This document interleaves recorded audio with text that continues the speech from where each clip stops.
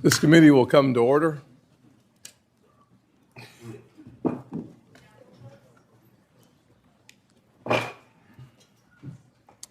Good morning to everyone. This is Kevin Warsh. Thank you for being with us today. We're excited about the opportunity to discuss America's economy with you. This is really about the kitchen table. People across our country want to have confidence in our institutions that your nomination goes in the direction of reinforcing why they should have confidence in the institutions. You've been nominated by the President to be the chairman of the Federal Reserve System. The Federal Reserve plays a powerful role in our economy. Monetary policy choices made at the Federal Reserve can affect the Americans' ability to buy groceries, whether or not they can afford a home, how far their paycheck goes, especially at the end of the month. And in South Carolina, I hear all the time how families are working hard, doing everything right, and still feeling squeezed. Bidenomics made prices go up, and paychecks have not kept pace. Too many parents are stretching every single dollar they have just to cover the basics. And too many workers are wondering when the economy will start to feel stronger at their kitchen table, not just on paper. Congress, President Trump, and his administration are focusing on fixing the disastrous mistakes of Bidenomics to restore Americans' confidence in our economy. Through efforts like the Working Families Tax Cut bill, we are helping Americans keep more of their hard-earned money. Compared to the average tax return under President Biden over 4 years, the average return is up 24% since then. Just in the last year, the average tax return is now around $3,400, an 11% increase because President Trump and his leadership decided to focus on hardworking Americans who are struggling to make ends meet, paycheck to paycheck. Nearly half the country, half the returns filed in 2026 claimed either a deduction for tipped income, overtime earnings, senior citizens, or auto loan interest for major parts of the Working Families Tax Cut bill that every single person on this dais to the right voted for. Under President Trump's leadership, Americans are keeping more of their hard-earned money, about $300 more every month. It is necessary that Congress continues to put money back in the hands of everyday Americans, and that is why it is important, and I want to be clear here, that is why it is important that we confirm Kevin Warsh to be the Federal Reserve Chair. The Federal Reserve has a clear dual mandate to promote stable prices and maximum employment. The policies of the Fed, therefore, directly affect Americans' cost of living and their income. And when the Fed is successful in fulfilling its dual mandate, affordability improves, with Americans taking home more money and paying less for everyday necessities. Unfortunately, in recent years, the Fed has faced real challenges. There have been questions about its decisions, its focus, and whether it has engaged in issues far outside its jurisdiction. Under the Biden administration, the Federal Reserve appeared to move with the political winds, raising real concerns about politics and weaponizing one of the most powerful weapons we have for good economically, the entire Federal Reserve System. For example, under the Biden administration, the Fed pushed climate-focused initiatives only to reverse that climate agenda as soon as President Trump took office.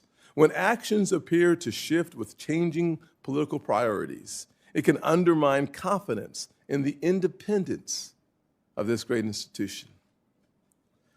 An independent Federal Reserve is essential to achieving its mission. Markets depend on it. Families depend on it, and that independence must be protected. The American people expect the Federal Reserve to stay focused on the economy, not politics. Today's hearing is an opportunity to refocus the Federal Reserve on its dual mandate to increase economic stability and affordability for everyday Americans. Kevin Warsh is battle-tested and brings the necessary experience from his time as a Federal Reserve governor during the Great Recession. During his first term as governor, he helped our economy through the crisis and restored faith in the economy. He has seen the economy in its darkest days and understands how economic decisions affect job growth, our economy, and the opportunities that we have come to love as Americans. We want every citizen in this country to have a chance to live their version of the American dream.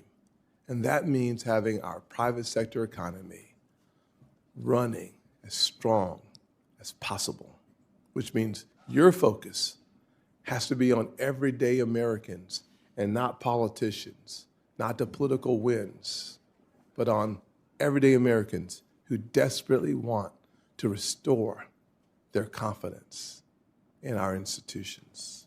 Today, this committee will examine the plans Mr. Warsh has for his return to the Fed, this time as chair, and how he plans to lead the institution at a critical moment to deliver lower cost and real relief for working families. For folks back home in the great state of South Carolina and across the country, the goal is simple. They want lower costs and more opportunities. The Federal Reserve plays a key role in bringing prices down and helping wages go up. Confirming Kevin Warsh will make sure that affordability is at the center of our economic agenda. Senator Warren is now recognized. Thank you, Mr. Chairman. And if I may, I just want to start by saying one of our members lost a child yesterday. And I know our hearts go out to Mark Warner and his family, and that is true on both sides of the aisle, that we may disagree on policies, and we may do so vigorously, but when it comes to the safety and security and the health of our families, I know we are as one, and we are praying for them. Ranking Member, Thank you. I think it'd be appropriate for us to take a few seconds of silence on his behalf. 36 years old, the one thing you don't want to do as a parent.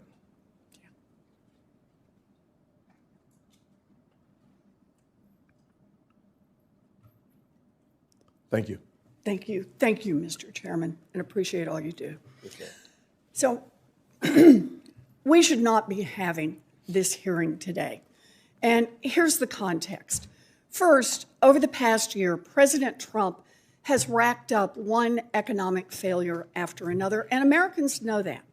Consumer sentiment just hit its lowest level on record ever.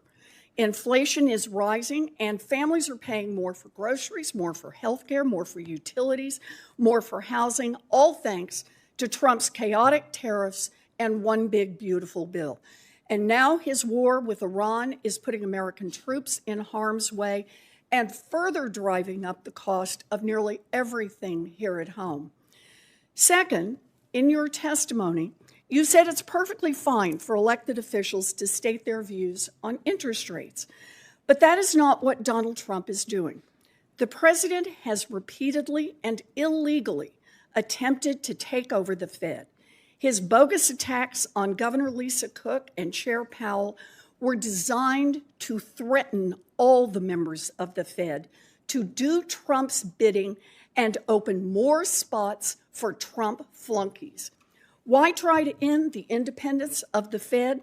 Because Trump's economic failures are causing him political problems, and he wants the Fed to use monetary policies to artificially juice the economy in the short term, and this is his last chance to do that before the November elections.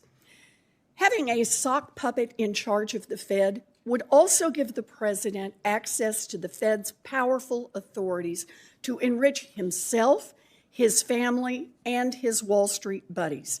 It could mean granting special accounts to his family's crypto company or bailouts to his friends on Wall Street if they get into trouble.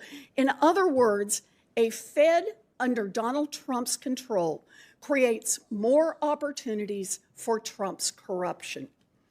Third, the nominee before us today, Kevin Warsh, is uniquely ill-suited for the job as Fed chair. In our meeting last week, we discussed the 2008 financial crash, where 8 million people lost their jobs, 10 million people lost their homes, and millions more lost their life savings. Giant banks, however, got hundreds of billions of dollars in bailouts. Mr. Warsh was a Fed governor from 2006 to 2011. That's before, during, and after the crash. And he said to me that he has no regrets about anything he did. So let's take a deeper dive into Mr. Warsh's record. In the years leading up to the 2008 financial crisis, he was an enthusiastic cheerleader for credit default swaps and complex securitizations. He dismissed repeated and increasingly urgent concerns from housing advocates across the country regarding subprime mortgages. He refused to use the Fed's authorities to address the risks that were building in the financial system. And when the crisis hit and the economy blew up, Warsh took on the job of Wall Street's personal liaison on the Fed board. He was quick to respond to concerns from Wall Street CEOs, and he worked tirelessly to arrange multi-billion-dollar bailouts for them with nothing for American families. No regrets, he says, no regrets. After the crash, most people on the Fed saw millions of Americans unemployed, people who had lost their homes, and said now might be a good time to lower rates and make the cost of borrowing cheaper for businesses to avoid more layoffs and make it cheaper for Americans who are worried about paying their mortgages or their credit cards. But not Mr. Warsh. Nope. He wanted to keep interest rates high. And he sang the same song for more than a decade, even as the economy struggled. When the job of Fed chair became available during Trump's first term as president, Warsh held on to his high interest rate inflation hawk views, and Trump passed him by. Regretful, he soon reversed course and called for the Fed to pause interest rate hikes. Then, once Trump left office, Mr. Warsh flipped again and was even criticizing the Fed for cutting rates in the fall of 2024. But as soon as Donald Trump became president a second time, Warsh reversed himself once more and began shouting from the rooftops about how the Fed should cut interest rates. Evidently, he learned his lesson. This time around, he sucked up to Donald Trump to snag his dream job. Mr. Chairman, last week, every single Democratic member of this committee asked that you postpone this hearing and instead conduct oversight on the president's role in directing bogus criminal probes into Chair Powell and Governor Cook. The Senate should not be aiding and abetting Donald Trump's illegal takeover of the Fed by installing his chosen sock puppet as chair. It's an invitation for corruption and for economic catastrophe. We have the power to stop it, and we should be using that power. Thank you, Mr. Chairman.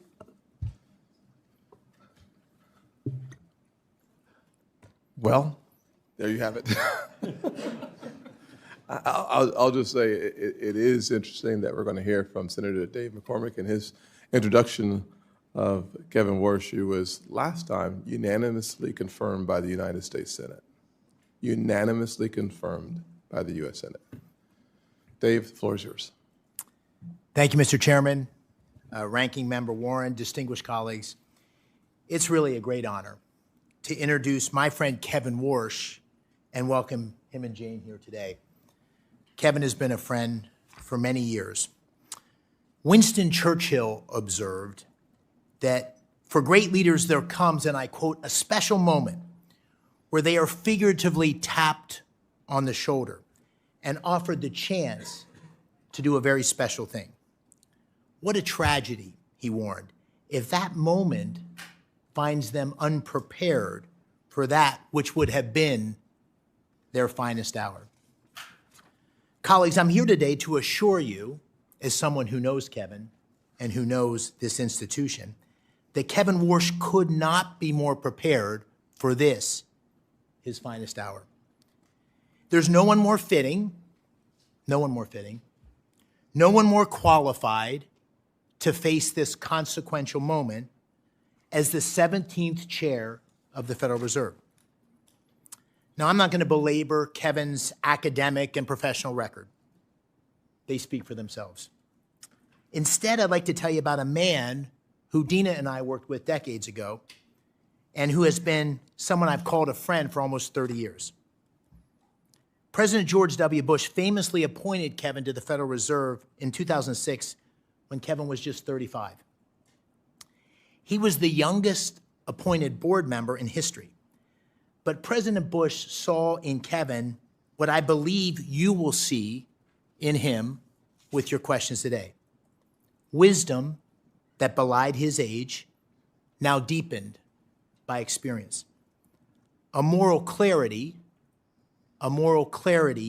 even in the most turbulent of times. A sharp and independent intellect, further strengthened by decades immersed in unforgiving global financial markets. And a deep, honest understanding of how the decisions made in the marble hallways of Washington affect the lives of hardworking Americans.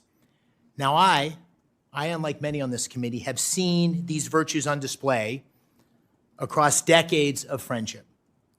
I first met Kevin in the late 1990s when he and my younger brother were junior associates on Wall Street. And a decade later, we served together in the crucible of the global financial crisis. I as the Undersecretary of Treasury for International Affairs and Kevin on the Fed board. For nearly 2 years, we worked hand in hand to contain the damage and navigate the country through the crisis. And I know that then Chairman Ben Bernanke relied heavily on Kevin during those turbulent times, and I did too. And I've continued to seek his counsel regularly in the years since. Now, Kevin came to Washington all those years ago as an outsider, an idealistic young man determined to serve his country, one who has succeeded beyond all expectations. And he returns today as the ideal candidate to lead the Fed at this most crucial juncture. If confirmed, Kevin will inherit a Federal Reserve in need of repair and confronting serious uncertainty, an overextended balance sheet, a poor record on inflation, and a weak understanding of the profound opportunities offered in today's economy. He is uniquely suited to confront these challenges. He brings a reformer's heart. He will shake up a stagnant institution at a time when change is sorely needed. He possesses a deep understanding of markets and is trusted by leaders across the financial industry. But he equally understands the real economy. Born and raised in upstate New York, he knows from personal experience how the actions of the Fed can change the lives of working families. It's no small thing. It's no small thing to know firsthand how an increase in gas prices or mortgage rates or an uptick in unemployment affect everyday Americans. The Federal Reserve must not be ruled by pointy-head economists poring over outdated models and reams of market data. It needs a leader. It needs a leader who understands that the Fed's mandate of stable prices and maximum employment serves a higher purpose, the preservation of the American dream. Now, colleagues, Kevin Warsh has lived the American dream. I know in my heart he will always fight to keep that dream alive for all Americans. He is the right man for this pivotal moment, and I urge you I urge you not to get caught up in the politics of the moment and support his speedy confirmation. Thank you, Mr. Chairman. Thank you, Senator McCormick. I will now swear in the nominee. Will you please stand and raise your right hand?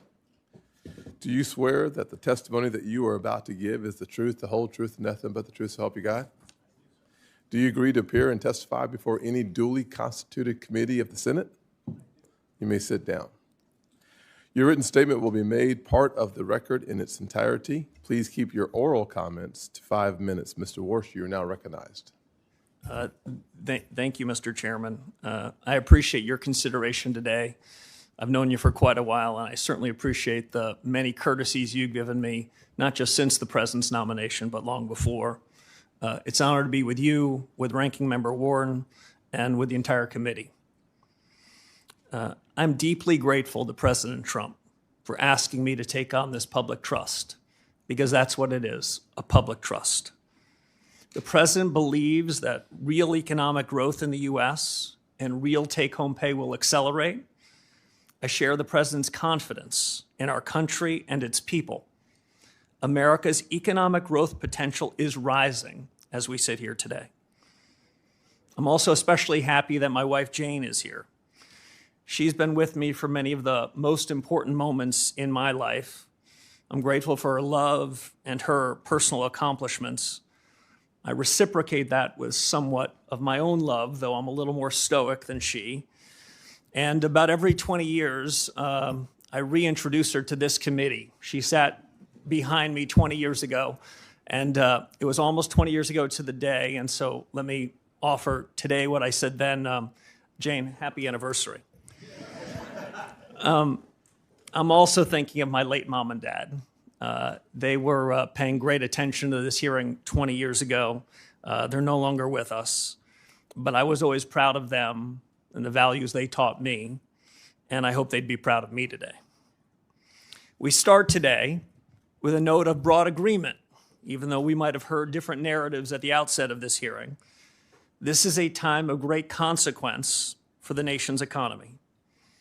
As a former Fed governor and friend or colleague of the last 5 Fed chiefs, from whom I've learned plenty of lessons, I'm particularly alert to the challenges and opportunities confronting the institution that I cherish, the Federal Reserve.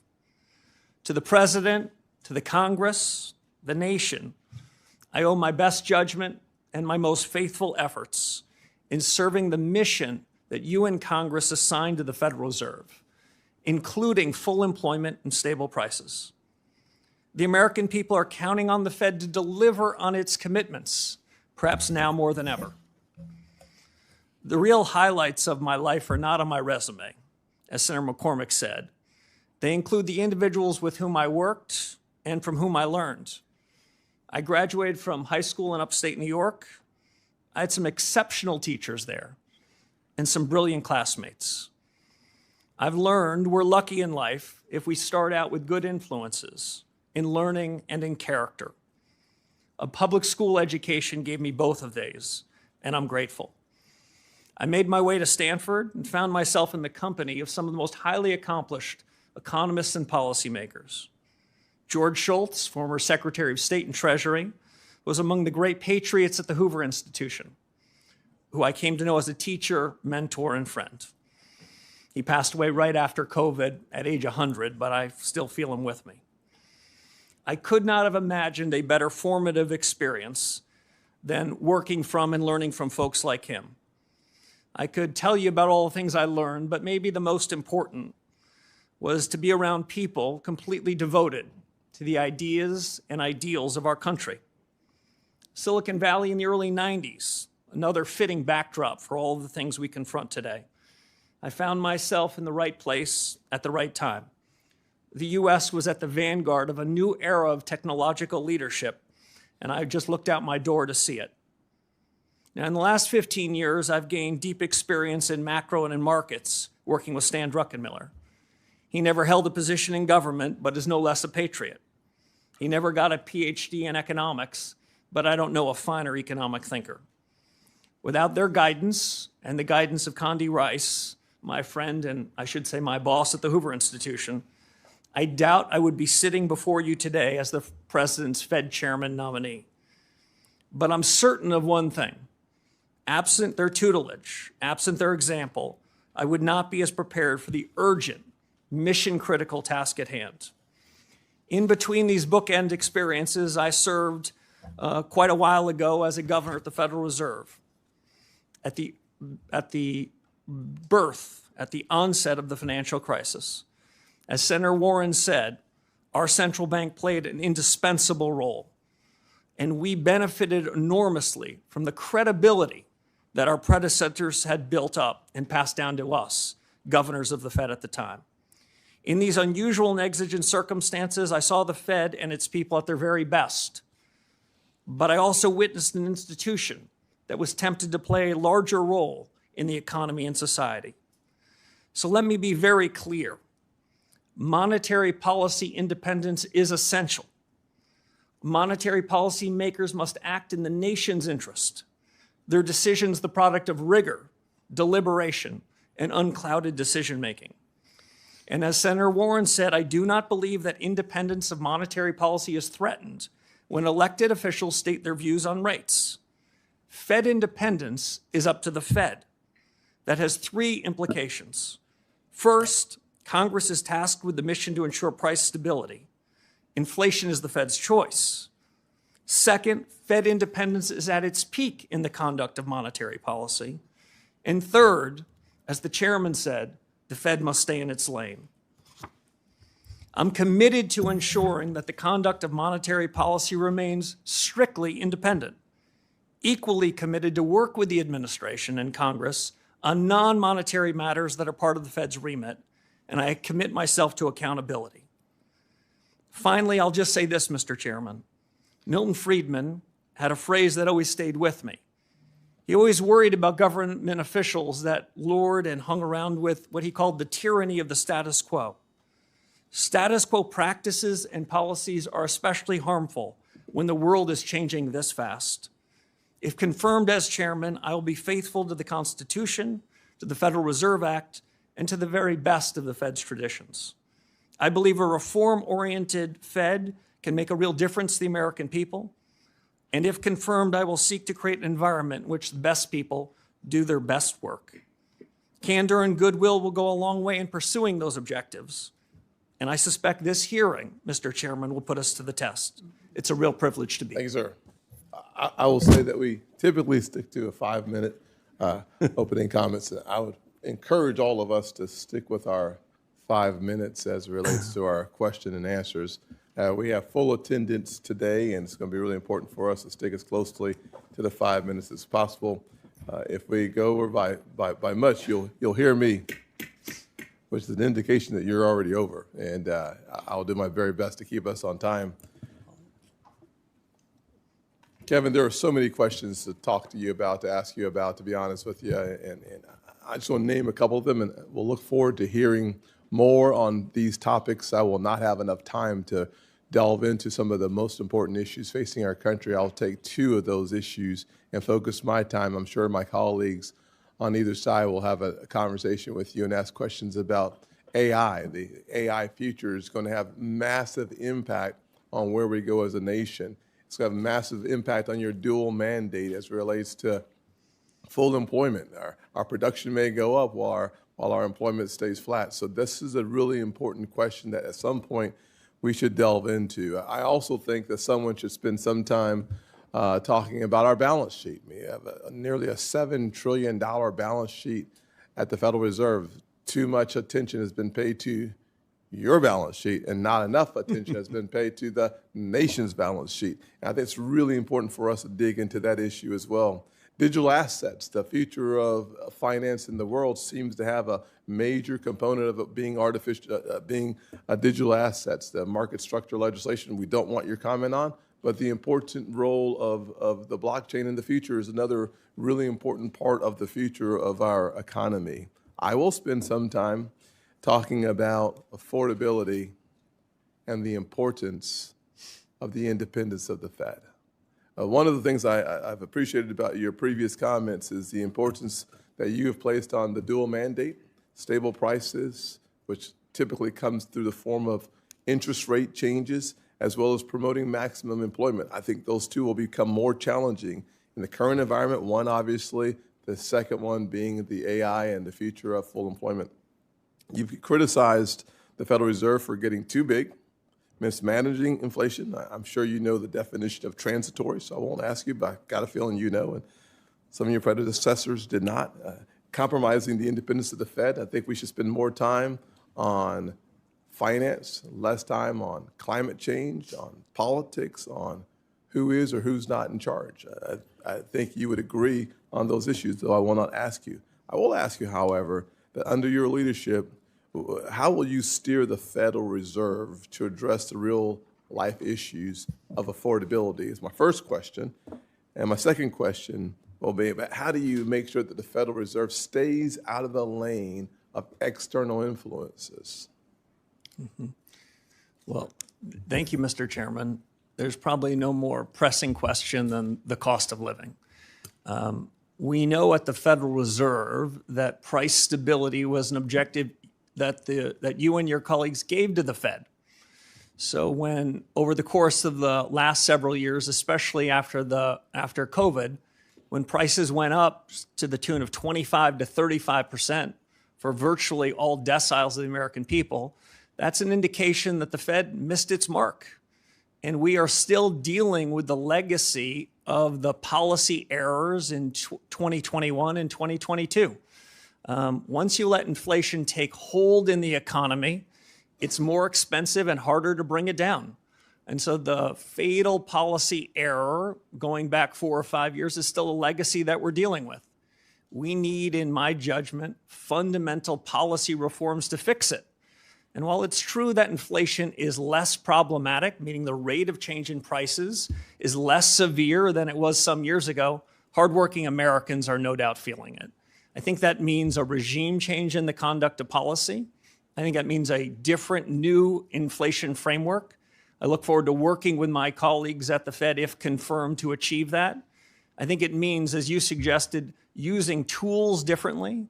The Fed has an interest rate tool and a balance sheet tool. My view is the interest rate tool gets in the cracks. It's fairer. The balance sheet tool disproportionately helps those with financial assets. The interest rate tool hits the entire economy.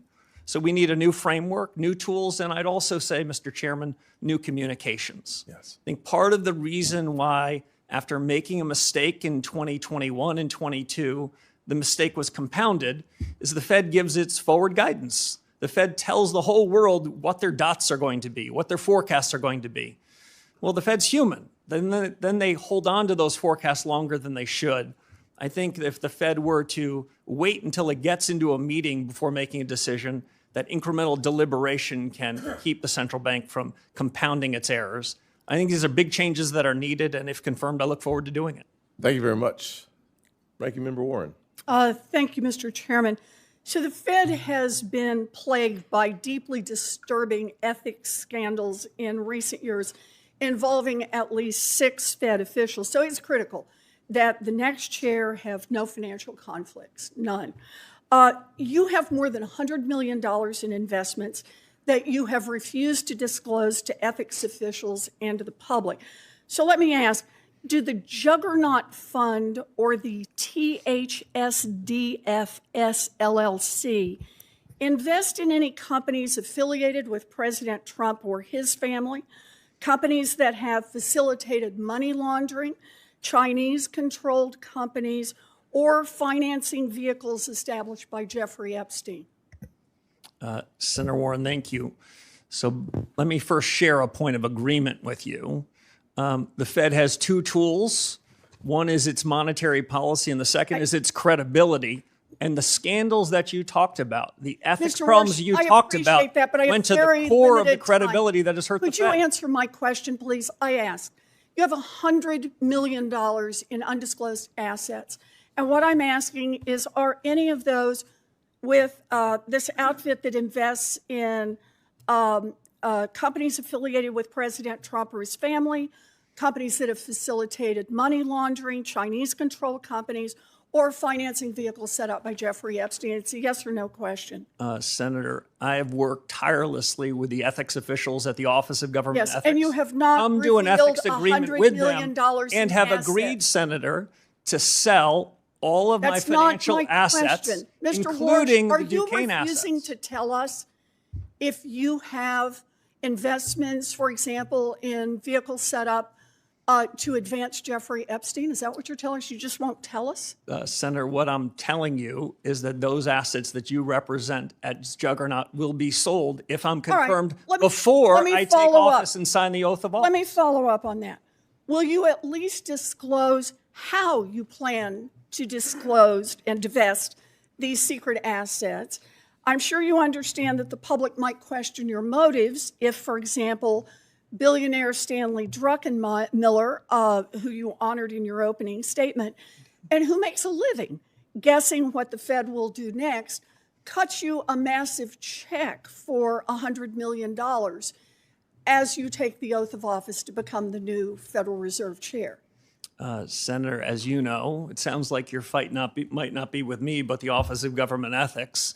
I have come to full agreement with them and have agreed to divest all of those assets, I'm asking you especially a very those that you straightforward referenced question, before I Mr. take the Warsh, oath of office. and that is, will you disclose how you divest those assets, or will you just collect a check for $100 million from someone whose whole business is betting on what the Fed will do? As I said to the ethics officials at the Federal Reserve and the They agree, I'll take that as a I would no be as well. redeeming my So assets Donald before Trump I take has office. made clear that he does not want an independent Fed. In fact, he has said, and I quote, "Anybody that disagrees with me will never be Fed chairman." And he's made clear that you are his sock puppet, saying last week that interest rates will drop, quote, "when Kevin gets in." Yeah, I think they do. Not when economic conditions change, we'll get lower rates. Not when the economy needs it. Nope. He said, when my guy, Kevin Warsh, is in there, we'll get the interest rates that I, Donald Trump, wants. So independence takes courage. Let's check out your independence and your courage. We'll start easy. Mr. Warsh, did Donald Trump lose the 2020 election? We try to keep politics, if I'm confirmed, out of the Federal I'm just Reserve. asking you a factual question. I need to know, I need to measure your independence and your courage. Senator, I believe that this body certified that election many years ago. That's not the question I'm asking. I'm asking, did Donald Trump lose in 2020? And I'm suggesting you in I'm 2020, the suggesting Fed you can't made answer that. huge inflation problem, and you certified the election. So We let need to me keep ask you politics another out of question. monetary policy. In our meeting, monetary you said policy you out of would politics. be independent because you're, quote, a tough guy. Those were your words, tough guy. And you will be able to stand up to President Trump. So let's try it again. Name one aspect of President Trump's economic agenda with which you disagree. Well, Senator, the Federal Reserve in recent years has wandered outside of its remit, wandered into other I'm areas. asking for something That's you not something disagree I'm with prepared Donald to do. Trump on. If I'm Just confirmed, one the Federal one Reserve should stay in economic its issue. lane. Just one little place where you disagree with Donald Well, I Trump. do have a disagreement, actually, Senator, with the president. I think even this morning, he said that he thought I was out of central casting. I think central casting, I'd look older, grayer, and maybe show up here with a cigar of sorts. Quite adorable. But you know, we need a Fed chair who is independent. That's the only way we preserve the independence I agree of the with Federal Reserve. If you can't answer these questions, you don't have the courage and you don't have the independence. I agree Thank with you on Mr. independence, Senator. Senator Rounds. Thank you. Thank you, Mr. Chairman. Mr. Warsh, first of all, welcome. And I appreciated the opportunity to visit with you personally within the office. I agree with you, and I think Fed independence is critical. And I think that's an item that you and I agree on wholeheartedly. I want to take an opportunity just to kind of perhaps give you an opportunity to respond. I know that the ranking member had a number of items that she expressed concerns with. I'd like to give you an opportunity to just kind of work this way through. And let me just ask you a few questions, and I'll allow you to take the time to fully answer the questions. As I understand, Mr. Warsh, you worked with the career ethics professionals at the Office of Government Ethics and at the Fed to come to an agreement in terms of your dissolution of some of the assets that you as a businessman have. Is that correct? Yes, Senator, that is correct. I worked with the Fed ethics officials first, answered all of their questions, then with the career professionals, the Office of Government Ethics, answered all of their questions, and then they wrote up an ethics agreement, which is part of the public record. But because I agree with Senator Warren on the ethical questions that have been raised over the last several years by several people that were members of the FOMC, so that there's no question about my independence, no question about the clarity of my financial record, I agreed to divest virtually all of my financial assets, the large majority of which will be divested before I raise my right hand and am sworn into office if confirmed by this body. So I've gone above and beyond, not for any other special reason other than the Fed needs to reestablish its credibility because the conduct of policy depends on it. So let me just, for the record, the agreement which you have signed clearly states that you have agreed to divest your assets that are in question within 90 days of confirmation if you have not already divested them. That is correct. Yes, Senator, and in fact, the large majority of those assets will be divested before I am sworn into office if confirmed. Thank you. The career ethics professionals were the ones that basically had sent your signed paperwork to this committee's chief clerk. I really question whether or not they would have done that if they did not come to the ethics agreement with you in the first place, correct? Yes, I presume that's right. We had a very good working relationship, and I'm happy to be sitting after the divestiture and cash or T-bills or whatever is the permitted asset so we can get back to the business of fixing the Fed, reforming an institution that has lost its way a bit, that has missed the mark. As Chairman Scott said at the outset, this inflation risk is still something that's being talked about around kitchen tables and boardrooms. My preferred definition of stable prices is a little different than most academics. I believe that price stability should be a change in prices such that no one's talking about it. That's an old-fashioned definition, but I think it's still valid.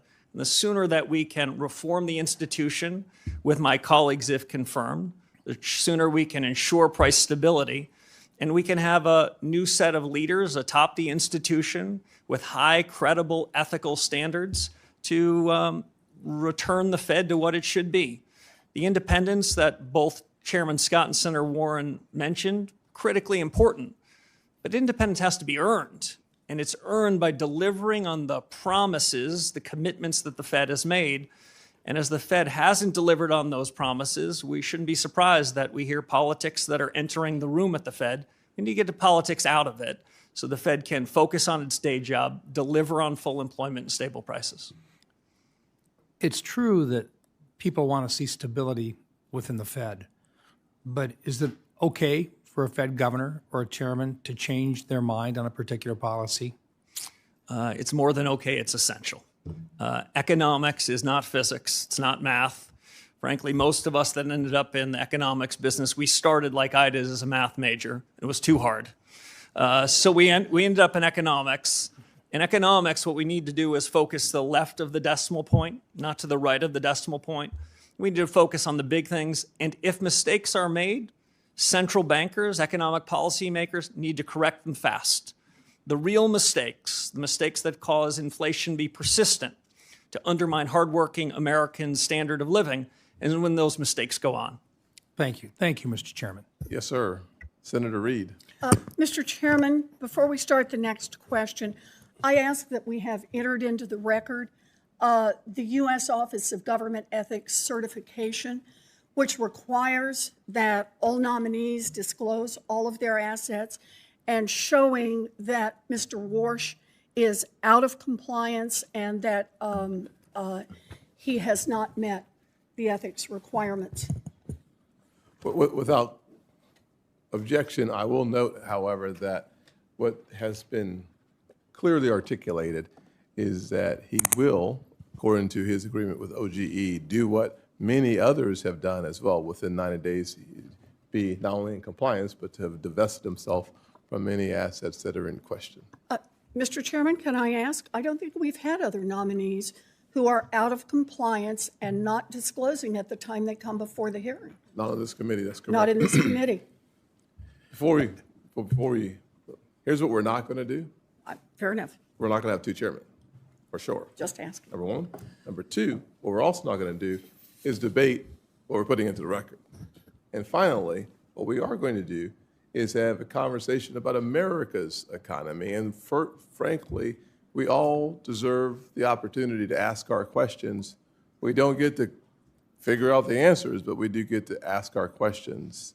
And I hope that we are able to continue in that direction. As long as we are, we're going to have a very good hearing. And if we're not, then I will find a way to help us to expedite getting back on track. Senator Reid. Thank you very much, Mr. Chairman, Mr. Warsh.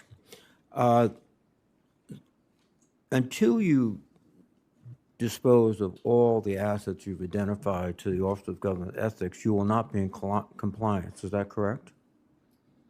That's not my understanding. Excuse me, sir.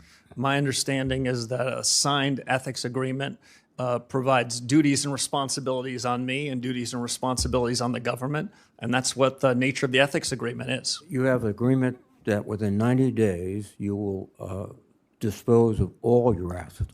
All your assets. Is that correct?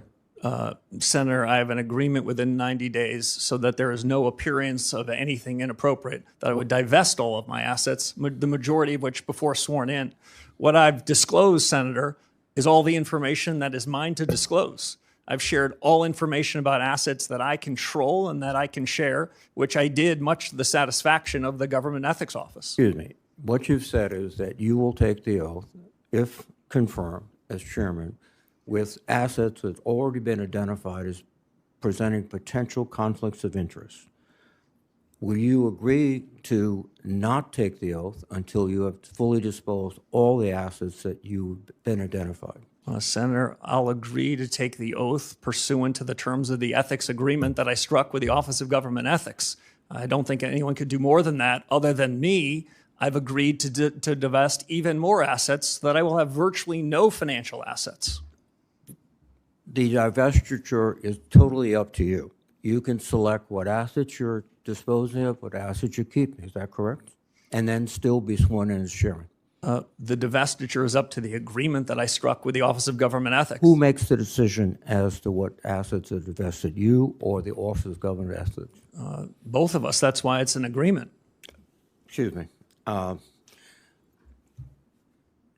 must commend you on the way you can circularly go around questions and not answer them. It's a skill. Unfortunately, it's not a good skill for the chairman or of the Federal Reserve Board. We typically ask questions and expect to get direct, faithful answers. You haven't given them to the ranking member, and you're not giving them to me. So again, you feel you will not be, you will be compliant if after 90 days you still have a significant number of assets that have been identified as presenting conflicts of interest. Is that your view? No, Senator. If I were to violate the ethics agreement, I would not be in compliance. If I follow the agreement, I will be. Well, that's your position. I think others would differ. When you sell all your assets, where are you going to place the proceeds of those sales? I believe that Chairman Powell has placed them in sort of funds which are very difficult to individually influence. Do you propose to do that? Yeah, I propose to put them in permissible assets that are as close to cash or treasury bills as I possibly can. I haven't selected anything, but it will be as plain vanilla as possible so that there would be no appearance or reality of having any influence. We'll be sitting in something like cash. Okay. Now, the question of independence is just one that I think will dominate these proceedings. This morning, President Trump was asked on CNBC Will you be disappointed if your new Fed chair doesn't cut rates right away? And President Trump answered, I would. It's very hard to separate President Trump's obsession with rate cuts, his attacks on the Federal Reserve, on Chairman Powell particularly, and your nomination. So this independence thing seems to have evaporated quite quickly between President Trump's statements and your positions. Again, you maintain you'll be independent of President Trump? Yes, Senator, I do. Well, President Trump constantly maintains that nobody's independent of him, that it's his morality that guides the whole United States government, including the Federal Reserve, and that you will be someone who will carry out his wishes. Frankly, do you suspect that he chose you because you indicated to him that you want to cut rates? Senator, I don't know the reason for the president's choice, but I can tell you what I've been writing about for 15 years and what I said to the president, which is you're going to I'll cut rates if you give me the job. No, that's not what I said, Senator. Now, the president, as you might know, much like virtually all presidents I've either known or studied, presidents tend to be for cutting rates. I think the difference is President Trump expresses it quite publicly without surrogates or subterfuge, but presidents want lower rates. But Fed independence is up to the Fed. Fed leadership has to make a decision about what's the right thing to do. No. In my judgment, You're a leader. You're the leader. You establish the moral and ethical standards and economic principles of the Fed. And you just pass it off to, well, you know, it's not my job, it's everybody's job. That means it's nobody's job. Thank you. Senator Tillis. Mr. Chair, before my time starts, can I make a parliamentary inquiry? Certainly. I want to make sure that we get this right because I'm not an attorney, but I think it's pretty important to suggest that according to Mr. Warsh, he has signed an agreement that is in compliance provided that he executes the agreement. Correct. So we should not have into the record that he is before us out of compliance because you stipulated that what Senator Warren said was a first of a kind here, but he is not out of compliance. He has agreement that if he executes, will be in compliance. That's why he's properly before us. And I just want to make sure for the record that that is clear. Yeah, very clear. Well, let me just say it. I'm going to reiterate what you just said, but I was writing it down myself. The Office of Government Ethics has entered into an agreement with Kevin Warsh that he has up until 90 days after confirmed to divest of his assets. So the word, I mean, to non-attorneys here, I heard someone say he's before us out of compliance, and that's why I checked with the staff to be absolutely certain. He is properly before us. He will be in compliance if he executes agreement that addresses the concerns that have been presented by some of my colleagues on the other side of the aisle. I just want to confirm for the record that that is in fact accurate. So if we're doing a matter here of, is this parliamentary inquiry? Is that what this is? I've made a parliamentary inquiry, so I'm not burning my time on something that I thought felt like a cheap shot to say he's out of compliance when in fact he's not. Then I'd like to ask the other question, and that is, have we seen this agreement? Do we have any way to verify that, in fact, these sales will occur if we have no idea what's in them and no one has told? And let's remember the law for a minute. The Fed, unlike other parts of government, do not have a 90-day you can be out of compliance. Fed law is explicit that you cannot own any portion of a financial interest in a bank. Mr. President, Mr. Chairman, excuse me for interrupting. Senator, now I'm going to let the attorneys take over. Are we going to all get extra time here?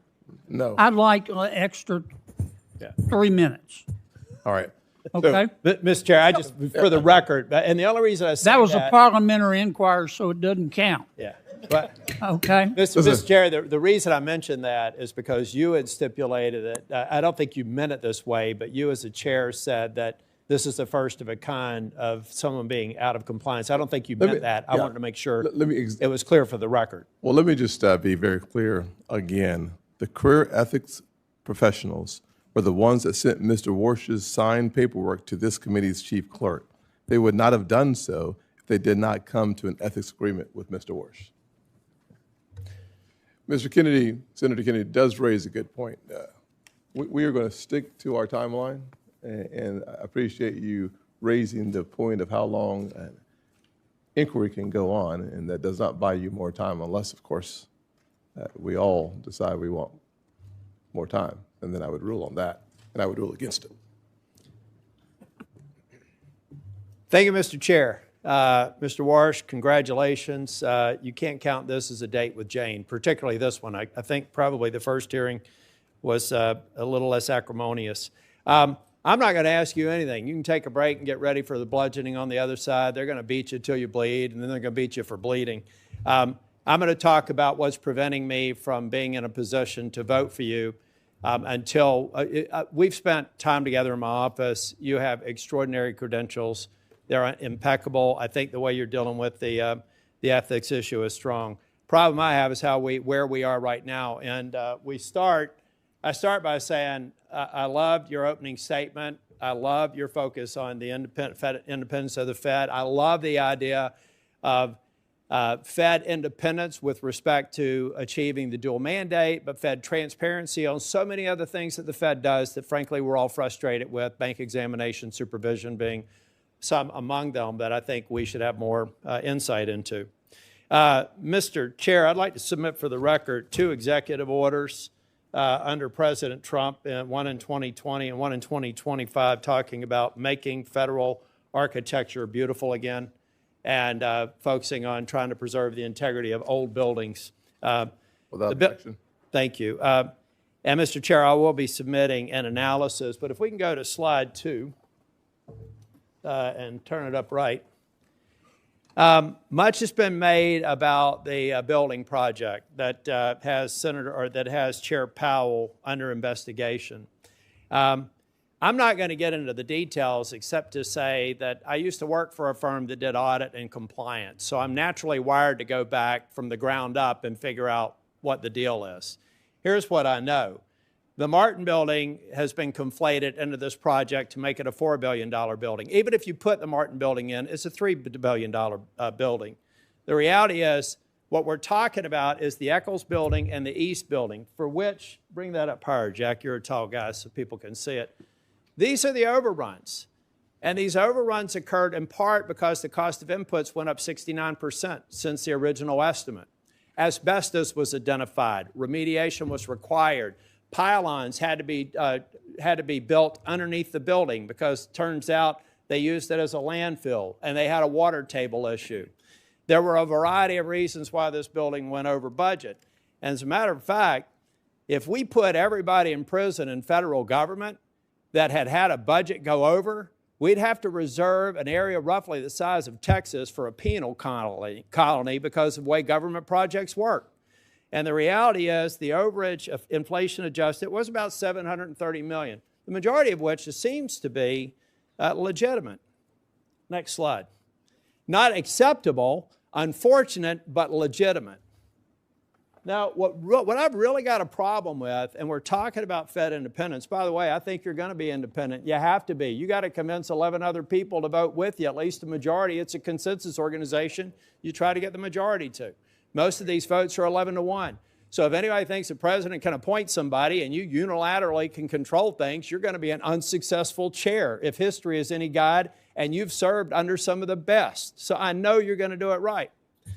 The problem that I have here is that we had some U.S. attorney with a dream or assistant U.S. attorney thinking it would be cute to bring Chair Powell under an investigation just a few months before the position was going to be open.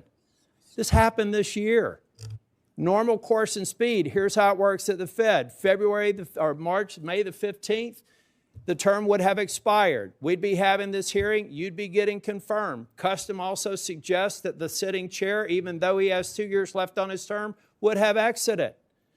But instead, we have somebody who thinks a building project that went over by about $700 million with a lot of what seemed to be justifications for it are holding up this whole process. It sounds like to me somebody over in the DOJ Didn't even check with the boss. The boss said on the same night that I said I can't go forward until this bogus investigation is done with, said he didn't know anything about it. So we've got people in DOJ over in the D.C. circuit or the D.C. district doing these investigations. We have got to end this investigation. Big DOJ didn't know about it. The president didn't know about it. Let's get rid of this investigation so I can support your confirmation. Mr. Warsh, the only thing I've found the least bit odd about you is you've never watched an episode of Seinfeld.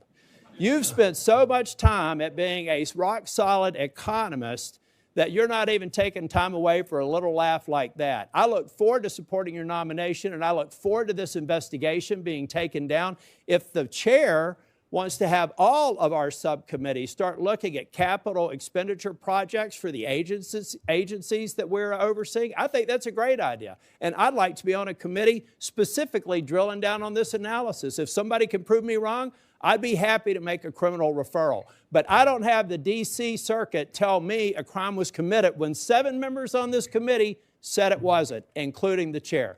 Thank you, Mr. Chair. You're welcome. Only one question. What is Seinfeld?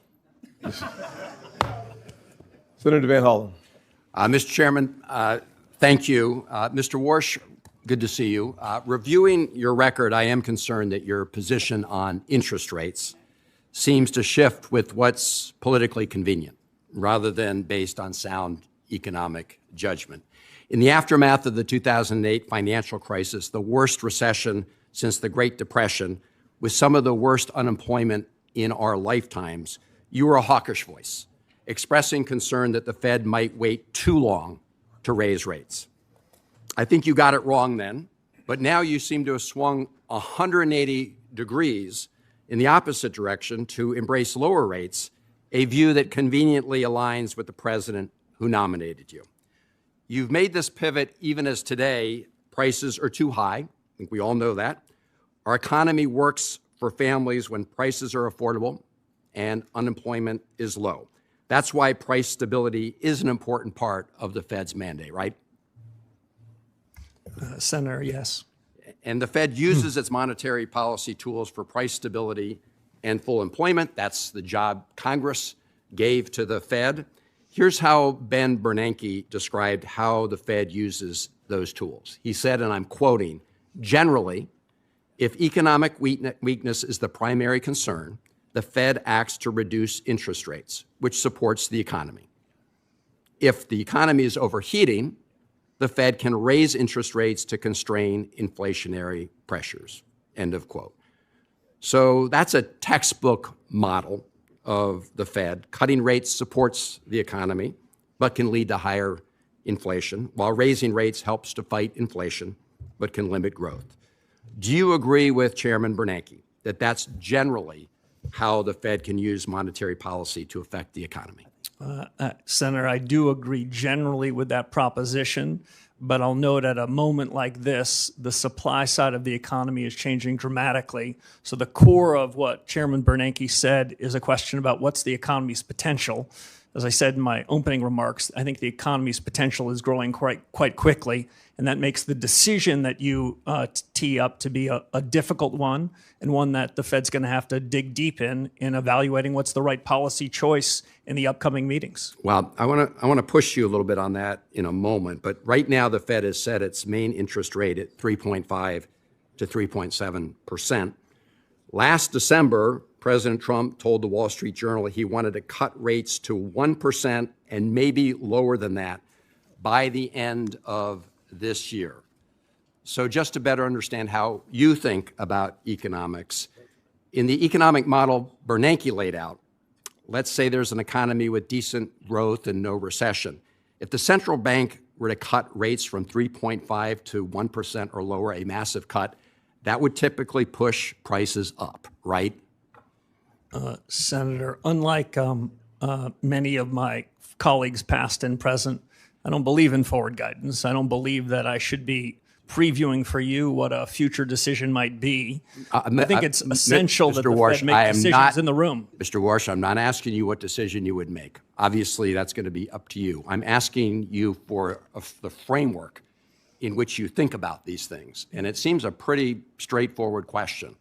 about what would happen if we reduced interest rates by the end of this year to 1% or less. And under the Bernanke model, and I think almost every economist or most economists would say that that will drive up prices. And so that's what I'm asking you. Would you agree that that would likely drive up prices?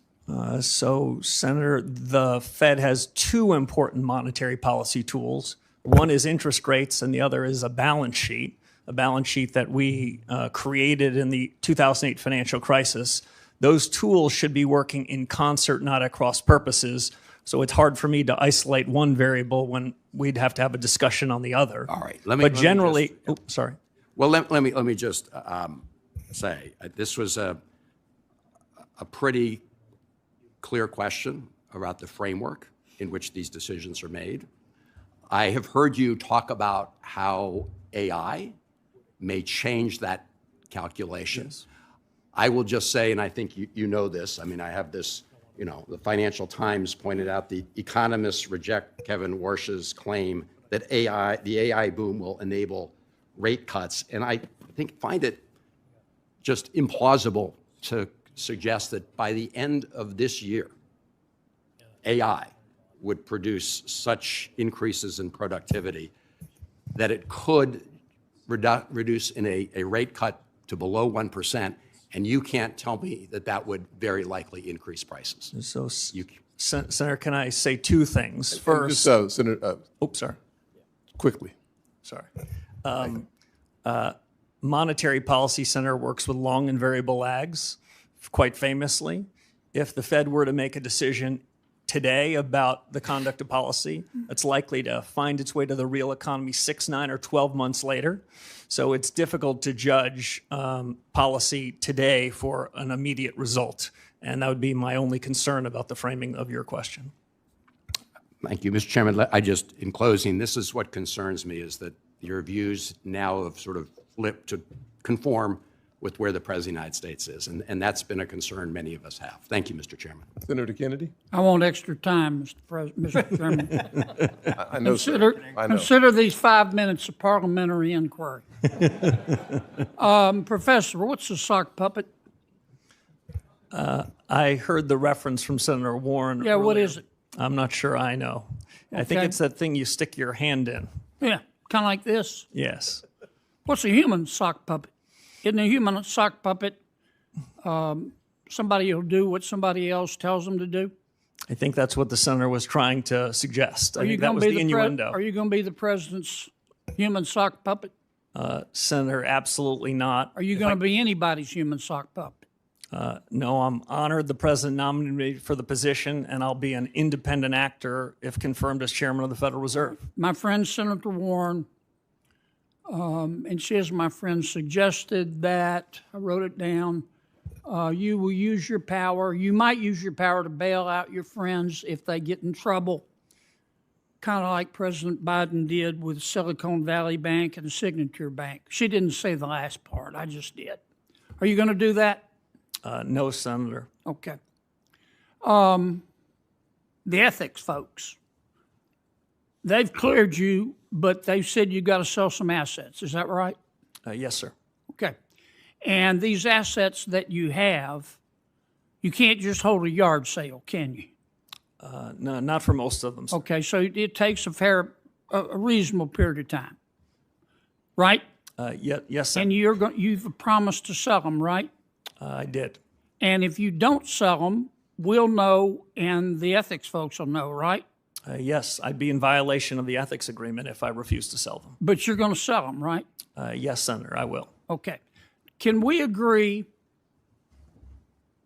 that politicians have the right to offer you advice about what to do with interest rates? Senator, we can agree, and it's not something that I would shy away from. I've heard many senators from this very committee in years past express strong views on interest rates. Okay. Humble central bankers should be listening and then making their own decisions. But some politicians matter more than others. And generally speaking, presidents matter, their opinion matters more than, say, a senator. President Trump has offered his opinion about what you ought to do with interest rates. Is that right? Senator, he has not made his opinion on that a secret to anybody. Yeah. And every president has that you're aware of. Yes, and they all tend to be in the same direction, Senator Kennedy. Okay. Now, the problem is, can we agree that your credibility as Fed chairman is the most important thing you have? It's the most important thing to me, it's the most important thing to the institution, and it's the most important thing to the successful conduct of policy. Okay. If the markets that's a yes, right? Yes, Senator. Okay. The problem is that President Trump has said he's not going to appoint anybody who wouldn't agree to lower interest rates. Have you agreed with the president that you're going to lower interest rates? Senator, I'm glad you framed it that way. The president never asked me to predetermine, commit, fix, decide on any interest rate decision in any of our discussions, nor would I ever agree to do so. So the president has never sat you down, looked you in the eye, and said, here's the deal, Scooter. I'm going to appoint you, but you got to agree to lower interest rates. That didn't happen, or did happen? The president never once asked me to commit to any particular interest rate decision, period, and nor would I ever agree to do so if he had, but he never did. I was honored he nominated me. Like everyone else in the committee in the world, I've heard his view on interest rates. It sounded very similar to me to every other president in economic history that I've studied. Okay. I've got one more question because I'm about to run out of my parliamentary inquiry time. I've heard your argument the last few months about artificial intelligence has made us so productive, labor so productive that companies don't have to raise prices. Therefore, inflation isn't a problem. Therefore, rates can be cut. Do you really believe that right now? No, that is not how I would characterize the story on AI. Okay, but you've said what I just said, haven't you? I have said that this is the most disruptive moment in modern economic history in the U.S. and the world. I've said that artificial intelligence, AI, short Okay, for let me American stop you ingenuity, because can have a big the effect. chair's going to cut me off. Oops, sorry. Here's my worry, that a lot of this stuff about artificial intelligence making us more productive is a bunch of hype by people who want to sell stock in an IPO. Okay, I'd be careful there. Yeah. Thank you, Mr. Chairman. I'll get to my 5 minutes in a little bit. So you come back about midnight, sir, and we'll go ahead and start it all over again. Brand new day, sir, brand new day. Thank you for your patience. Senator Thank you. Cortez Masto. Thank you. Mr. Warsh, thank you for taking the time with me. I appreciate meeting with you. Congratulations on this nomination, and welcome to all your family, friends who are here.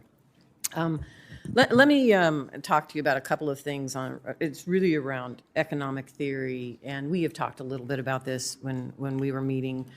Inflation has been above the Fed's target for 5 years. Would you agree with that? Yes, Senator. Yeah, yes. and core PCE inflation has been running at about 3%, a full point above that Fed target, correct? Yes. And so some Federal Reserve officials have said that this excess is due to tariffs. Do you agree with that? Senator, I don't. If I can make 2 points. Please. Much as we discussed in your office, I think the data that's being used to judge inflation is quite imperfect data.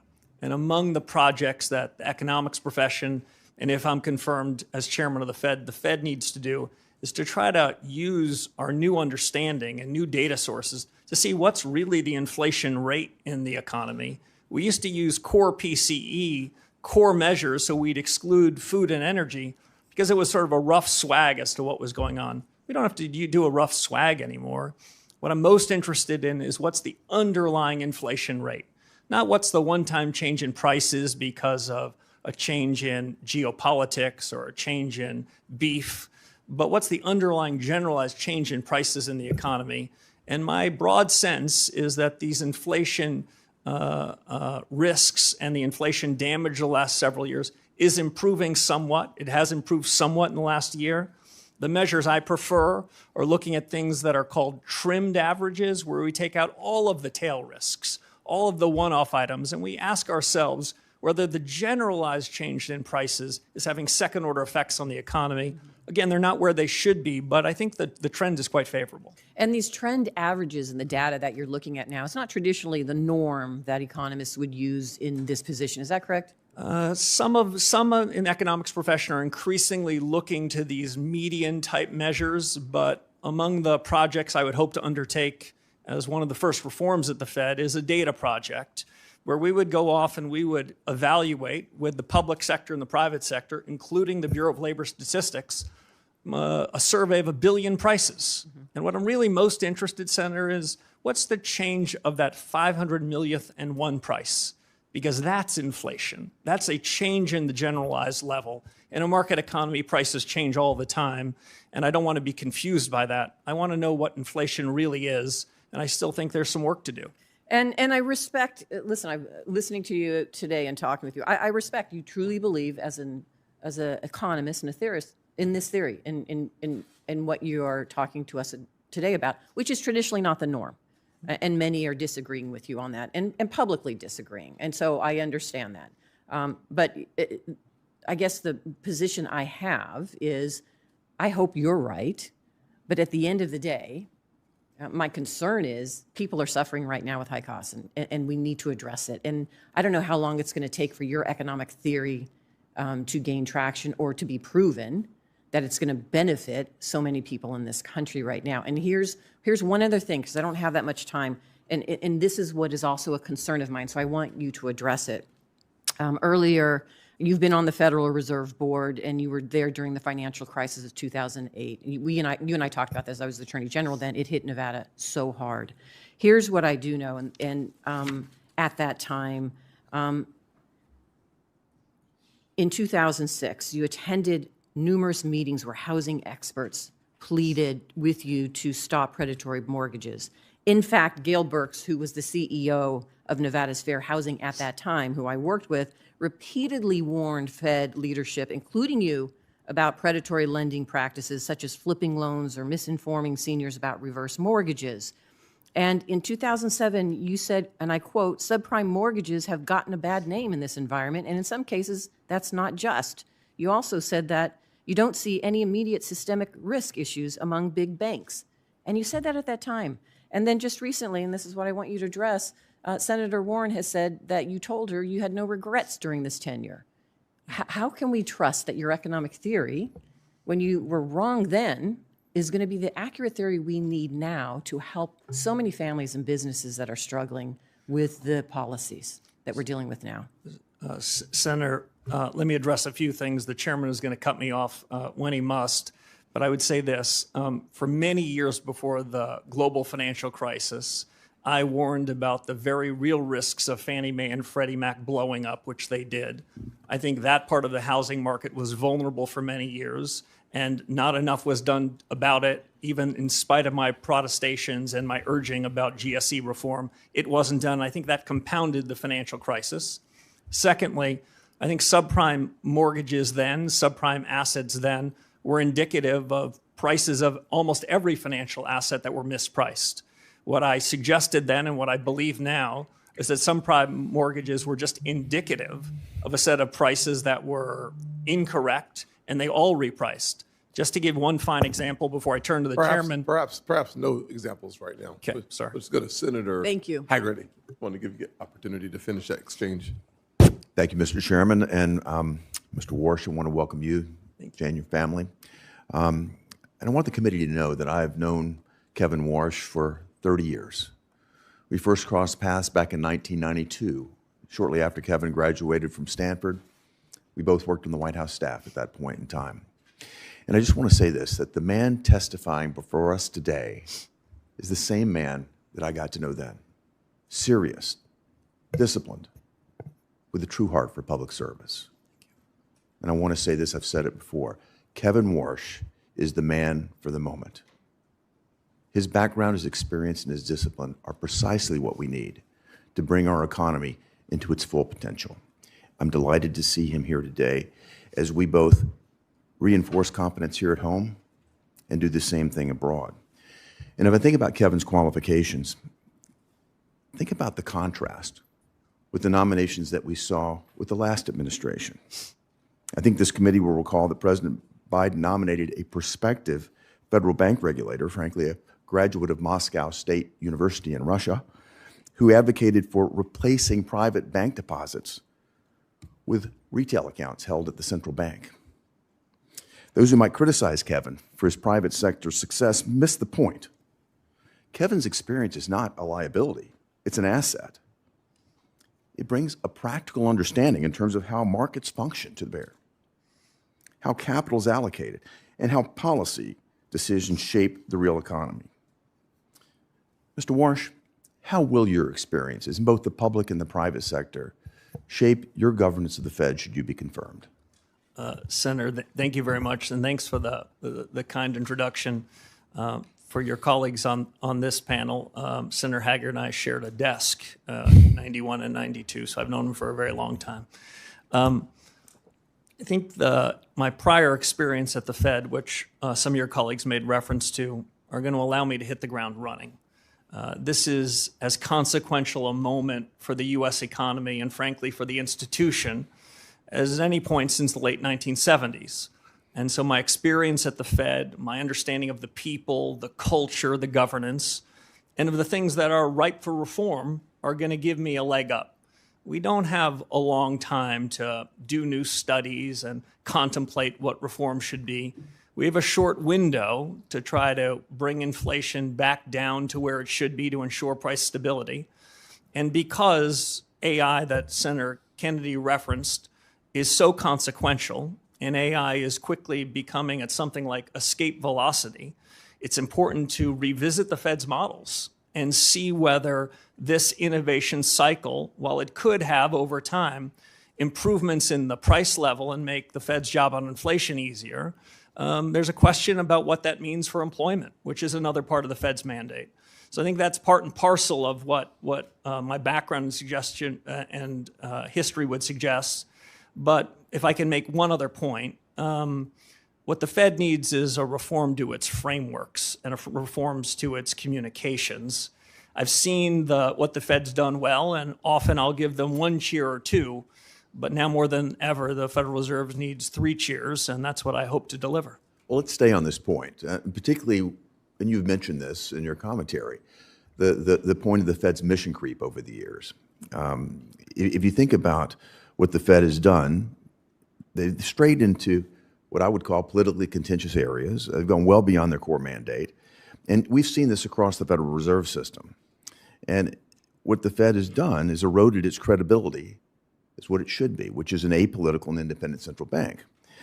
In bank regulation and supervision, the Fed's focused on non-material and often politically charged areas. I'm thinking about climate change policy here. Elsewhere in the Federal Reserve System, we've seen regional reserve banks used as platforms for promoting very divisive partisan policies. There I'm thinking about DEI, climate policy, even racial reparations. The Minneapolis Fed even went so far as to publicly lobby for an amendment to a state constitution on education policy. How far beyond the remit can they get?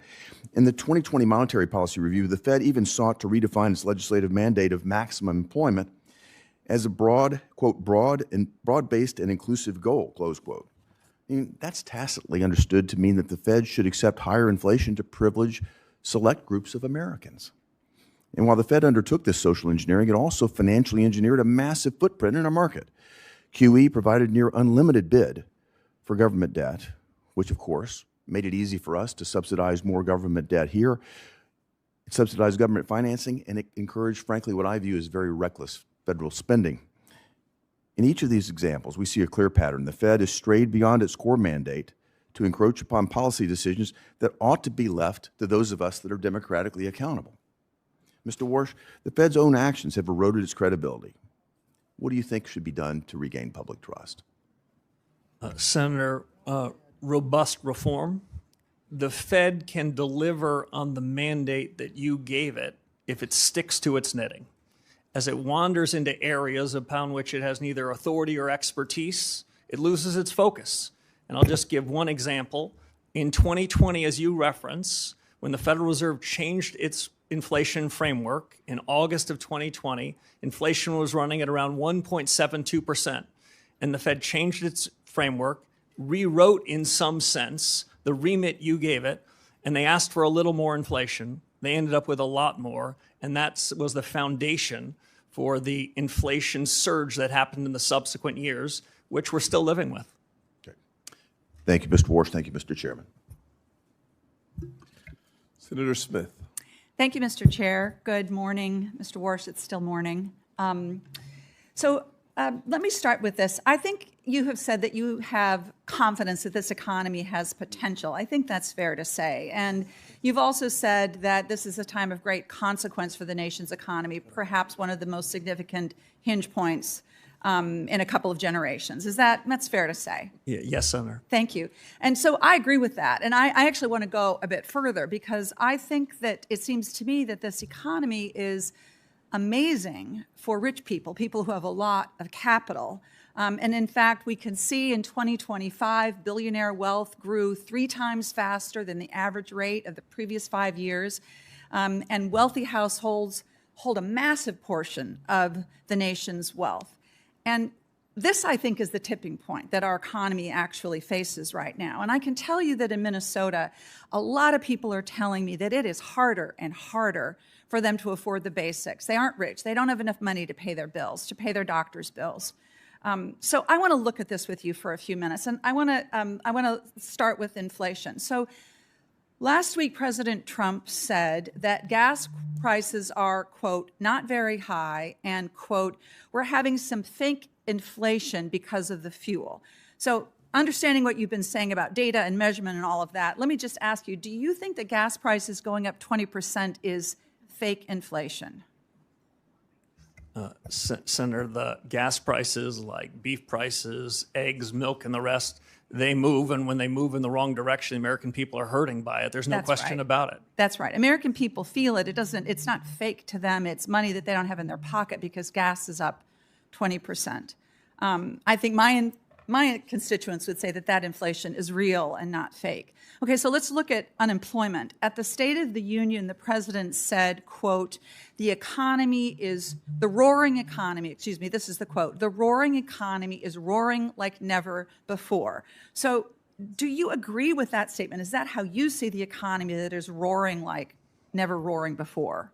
So Senator, if I can clarify 2 things. One, there's a difference between the change in prices and inflation. The change in prices happen in a market economy. When inflation moves up, that's because the Fed had something to do with it. Now, on the state of the economy, I would say that the broad contours of the economy are improving. The potential of the economy, the real results of the economy are improving, but I think it can improve more. And I think in the years ahead, I think the economy's potential is strengthening. So, the reality is that the economic data, understanding what you're saying about economic data being not imperfect, that there was almost 0 job growth in 2025. And so that looks to me like not a roaring economy. It looks like a weak economy, which is what my constituents are telling me back in Minnesota. Let me go to one last look at this. Around the country, the average cost of home insurance rose 12% last year. Now, in my home state of Minnesota, not a coastal state, premiums rose 34% in 2025. This is, of course, caused by extreme weather events, hail, floods, tornadoes, hurricanes, climate change. So is that inflationary in your perspective? Is that increase in home insurance, property and casualty insurance, isn't that inflation? So, Senator, if I can answer 2 questions that I think I heard, and we talked about both of these in your office. When we look at the payroll numbers every month and we ask ourselves whether it's good or bad, the job you gave to the Federal Reserve is to ensure we're at maximum sustainable employment. I think broadly speaking, the economy is running about close to full employment, though we never know what the right number is. So if Americans that want a job can find a job, then by the Fed's metric, we're at full employment. On the question of insurance premiums and the rest, when I look broadly across the economy, I would say when we look at healthcare, when we look at education, we look at housing, those prices have tended to go up more. In the less regulated parts of the economy, we've seen a downward structure, a downward change in prices. and we try to aggregate them the best we can. But, I'm not exactly sure what your point is there, but I would just say that my point here is that rising home insurance rates caused by increasing extreme weather events, climate change, is another inflationary pressure that people in my state are dealing with. And this, of course, the reason I'm focusing on this is because I'm worried that because of the pressure that you are going to be under from the president to lower interest rates, that this inflationary pressure that my constituents are feeling is going to get worse and not better. And so I don't have time to ask my last question, but it is literally this. The president has said that he demands that the next Fed chair will lower interest rates. And I take him at his word at that, and that is what causes me such grave concern here. Thank you, Mr. Chair. Yes, ma'am. Senator Lomas. Thank you, Mr. Chairman. Welcome, Mr. Warsh, and congratulations on your nomination. And thanks for appearing before this committee, and taking both the positive questions and some of the hostility. I apologize for my colleagues' behavior when it strays outside of decorum. My first question is about the balance sheet of the Fed. What is your view about the size of the balance sheet currently? Thank you, Senator. As we talked about in your office, the Fed balance sheet has played a particularly, I think, unhelpful role in helping the Fed achieve its dual mandate. The senator had just mentioned what she described as the increase for financial assets relative to real assets.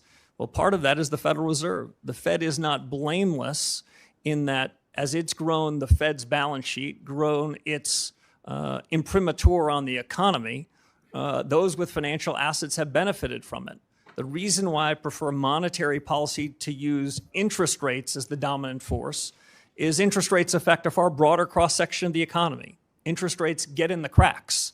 If we were to cut rates, then a broader number of people will benefit from it versus quantitative easing, which tends to move through financial assets first. Half of our fellow Americans don't own any financial assets, so they're wondering what's in it for them. Broadly speaking, Senator, on the balance sheet, I was involved in 2008 and 9 in response to the global financial crisis that Senator Warren referenced, and we used extraordinary measures and created a bigger balance sheet. But we agreed to do that only in the times of emergencies, only when interest rates were pinned to zero. The big balance sheet has become an ordinary recurring force, and I think has been quite unhelpful, and is part of the reason why the Fed is in the business of politics. Slowly and deliberatively, I believe we need a smaller central bank balance sheet. It took us 18 years to create this big balance sheet that's done quite a bit of harm, it strikes me, to the Fed's credibility. Working with the Treasury Secretary, we're going to have to find out a way in which we can take the balance sheet and make it smaller, because a large balance sheet where the Fed owns more outstanding debt than many parts of the financial markets, that's fiscal policy in disguise. Fed needs to get out of the fiscal business, focus on the monetary business, so the Fed can deliver on the remit you gave us. Thanks for that response, because some of us don't appreciate the connection between the size of the Fed's balance sheet and interest rates. With regard to interest rates, can you tell us a little bit about your conversations with President Trump about interest rates? Yeah, I don't want to put words in the president's mouth, but I think he has said loudly and clearly his view on interest rates. Don't think I'm breaking any news here. But I can tell you what I said, and what I said to the president is what I've said to this committee and what I've frankly been writing about for more than a decade. Interest rates are the much better way to be using monetary policy than buying bonds and mortgages, some of which are issued from the United States Treasury Department. That is a confusion of roles. That leads to a set of mission creep. So interest rates are the dominant tool, and interest rates, as I mentioned, get in the cracks. My broad view on the conduct of policy from here is that too many Fed officials, past and present, opine in advance about where they think interest rates should be next meeting, next quarter, next year. I think that's quite unhelpful. As we've heard today from many of your colleagues, we don't know the state of AI. We can't be certain about the state of geopolitics. The economy is going to change. You need central bankers that are humble, that are nimble, that are open-minded, that can react when we have good data, when events strike us. My broad view is that interest rates need to be forward-looking, need to be based on better data, and we should have a big, robust deliberation inside the FOMC. I tend to favor messier meetings than some, where people don't show up with rehearsed scripts, but we can have a good family fight. If the central bank has that good family fight, I think that they're going to make better decisions. And if they happen to make mistakes, they'll correct them sooner. So I'm not one for pre-deciding what interest rates should be. I never said to the president where I think rates should be. I never committed any such thing, and I wouldn't have even thought about doing so. Quick yes or no. Do you believe that digital assets should be incorporated into our financial industry so Americans have new investment opportunities and consumer protections? Senator, digital assets are already part of the fabric of our financial services industry in the United States, yes. Thanks, Mr. Walsh. Senator Warnock.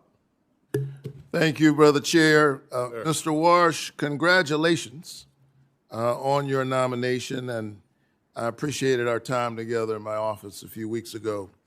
If confirmed, you will serve as chair of one of the most powerful economic institutions in the world.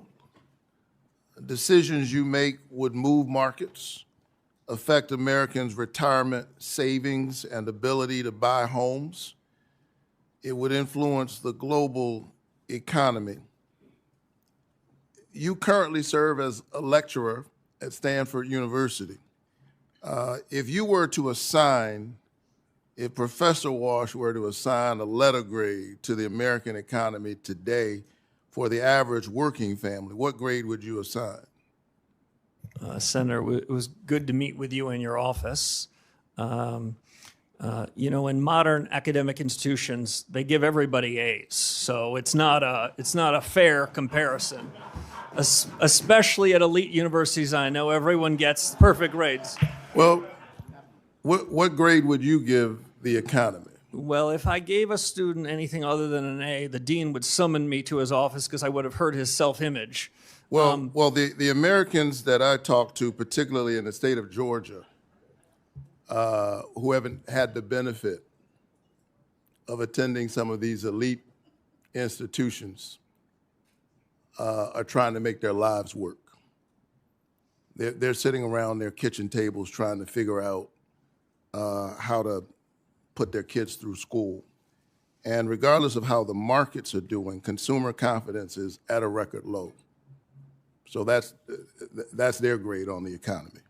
Working families are struggling, and things are getting worse. The inflation rate has remained elevated above the Fed's 2% target rate throughout President Trump's term, despite his promise to lower inflation. The president's war in Iran has spiked energy prices by 11%, and Americans are paying on average nearly $4 a gallon for gas because of the war.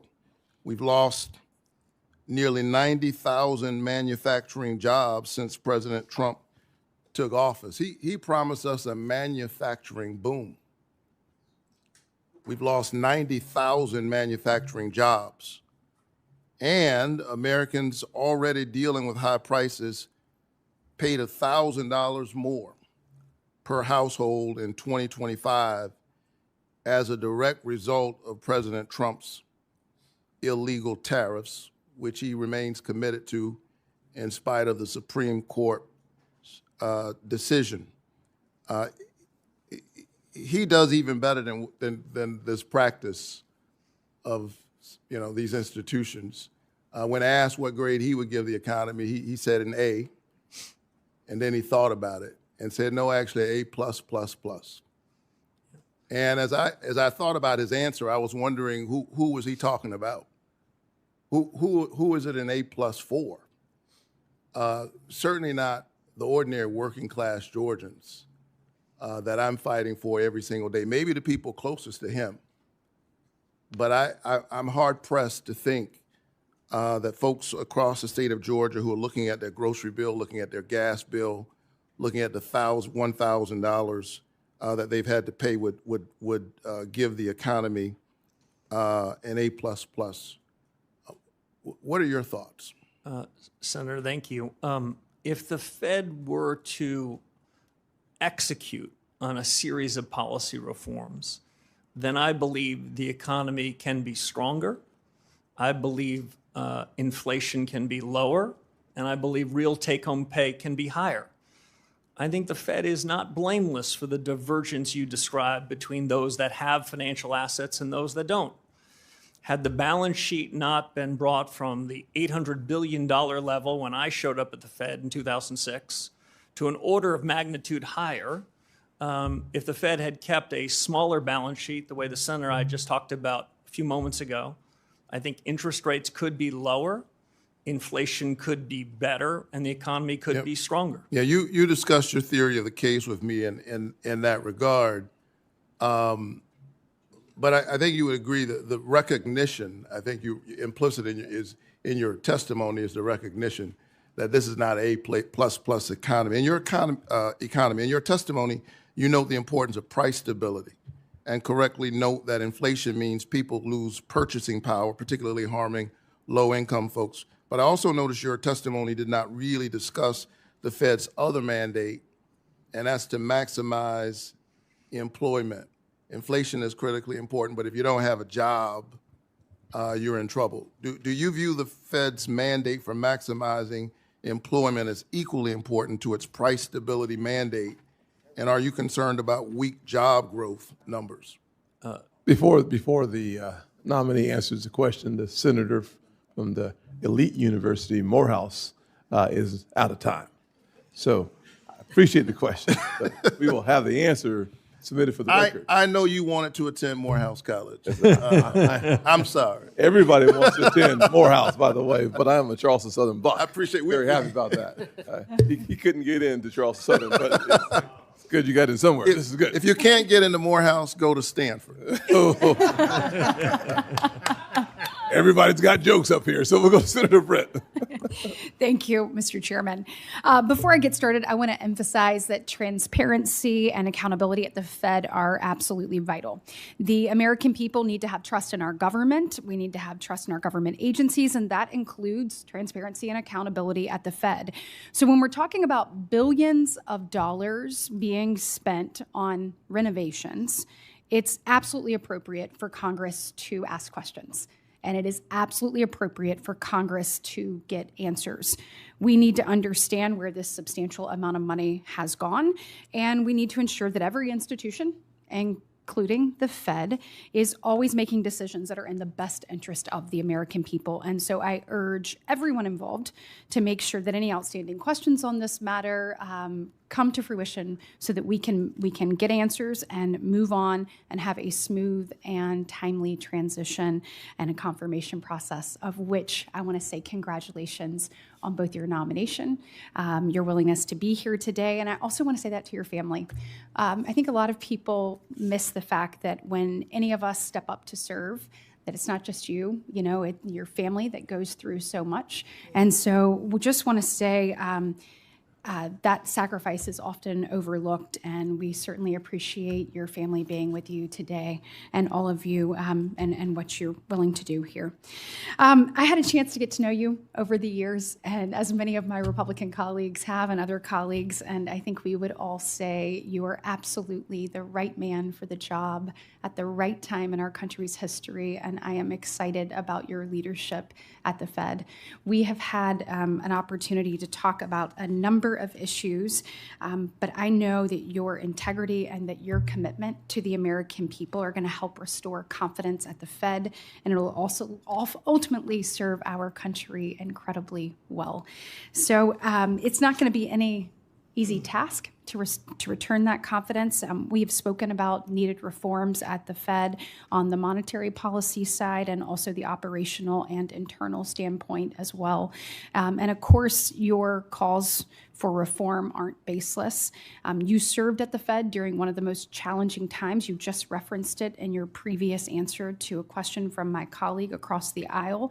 I believe you said there was a balance sheet, $800 billion, when you showed up in 2006. So talk to me a little bit, speak to me about that, about what you have seen during your time and tenure at the Fed already, and then what other life experiences you have that you will bring as you tackle this role. Yeah, so Senator, great to see you again. So the chairman knows I worked with the senator when she was a staffer on this very committee, and I was a young staffer myself. So it's an honor to be here. And Senator, as you know, this is a serious responsibility. I'm honored the president nominated me for it. This is a time of consequence, not just for the country, but for the central bank. I think the central bank can go back to first principles and improve itself. I see most of the actions of the Fed come from good intentions, but when you gave the Fed a remit, it wasn't a general roving remit to do what it thought was right. It was a particular remit to focus on particular issues and to not wander. And that's the trade-off on independence. Independence about the conduct of monetary policy, where we can hear criticisms from others in the economics profession, elected officials, and we should be open-minded to them. Listen, I think there's been a considerable amount of groupthink in the economics profession, and so being open-minded to it is important. But outside of monetary policy, it's important that the central bank work with the government on areas of overlap. And so I think that's likely to happen going forward. If you ask Senator Britt about my biggest lessons are about how a central bank should be acting in crisis times versus in normal times. In the crisis of 2008 and the pandemic of the crisis of 2020, that's when the Fed needs to take extraordinary measures. Going back to the founding of the Fed in 1913, it was created to respond to shocks. And so there, I think central bankers often should get the benefit of the doubt. When the world is racing away from it, the real economy is suffering fast, the central bank should show up with liquidity support. But the job of the central bank is to try to mitigate those risks in advance, to buy insurance so that we don't go from shock to shock, from boom to bust. And so my criticism is more about the conduct of monetary policy and regulatory policy in normal times. And that's the area that are in need of reform. We have a window where the economy is improving, but I would say more improvement is still possible. And it's during this policy that we need to look introspectively, look fundamentally at reform. So when there is another risk, there is another shock, the central bank is prepared to address it with less harm to the real economy. Thank you so much. I am out of time. I look forward to your service to our nation, and I know that we will be in great hands. Thank you. Thank you, Senator Britt. Senator Kim. Thank you, Chairman. Mr. Warsh, good to see you. I guess I just wanted to start off by talking about just the state of American families right now. Nearly 60% of people surveyed say that they're worried about affording the very basics, rent, gas, groceries, the bills. 60% of Americans say that they cannot handle a $1,000 emergency. 40% of Americans saying that they can't handle a $400 emergency. I wanted to ask, do you agree that the American families are struggling right now with affordability? Senator, as we discussed in your office, central bankers should not be second-guessing what people feel and see in their own lives. People's lived experiences matter to them. What I can say is the central bank has some responsibility for the things that you've described, and that the legacy of inflation, what I think is the biggest economic policy error in 40 or 50 years, happened just a few years ago, and we're still living with the remnants of it. I think inflation is less problematic than it was a couple of years ago, but I would not. But the problem of affordability continues, though. That sounds right, right? Yeah. Because I'll be honest with you. When I hear, I heard 2 months ago President Trump say, he said, quote, "What word have you not heard over the last 2 weeks? Affordability, because I've won. I've won affordability." It sounds like you would disagree with that assessment that the fight for affordability for American families is over. So I think the trend is going in the right direction. But we still have more work to do. Well, the way I would describe it, Senator, is the cumulative increase in prices starting in early 2020 till now is between 25 and 35%. So I understand what hardworking Americans say. It's still a struggle. That's a legacy of a past policy error. One thing that you talked about before is about just the real cost that families are facing right now. And I appreciate that you were pushing back on that comment that the president had about calling the energy prices and the fuel price increases that we're having fake inflation, because right now Americans have paid more than $8.4 billion more in gas during the first month of this war. Fertilizer, 70% of respondents to the Farm Bureau survey said that fertilizer is unable to be afforded right now, just given the price increases. Are you concerned that there could be real long-term effects of this war in Iran, especially if we're continuing to see these challenges when it comes to fuel and fertilizer? Senator, if my reform agenda, if confirmed, stands for anything, it's for the central bank, especially the Fed chairman, to stay in its lane. I know that, but you so also I wouldn't want to wander outside of it. I'm happy. But you're also charged with forecasting in terms of understanding where our economy is going. So does an impact of that magnitude rise to something that the Fed should keep an eye on and be concerned about? The Fed should have an open mind towards all sorts of data, but the things that central banks can affect are things that are not one-off in nature, but are persistent and find their way into the generalized price level. And that's something I wanted to ask you about that, because you talked about a fundamental policy change when it comes to the Fed. And I guess I wanted to just get a little bit more clarity on that. Senator Lummis mentioned about the balance sheet and the concern you have about that. What level do you think the balance should be at? If it's $6.7 trillion now, where do you think the goal is in your mind? So I haven't fixed a particular number, but any changes, Senator, in the balance sheet would be part of a public discussion, debated rigorously.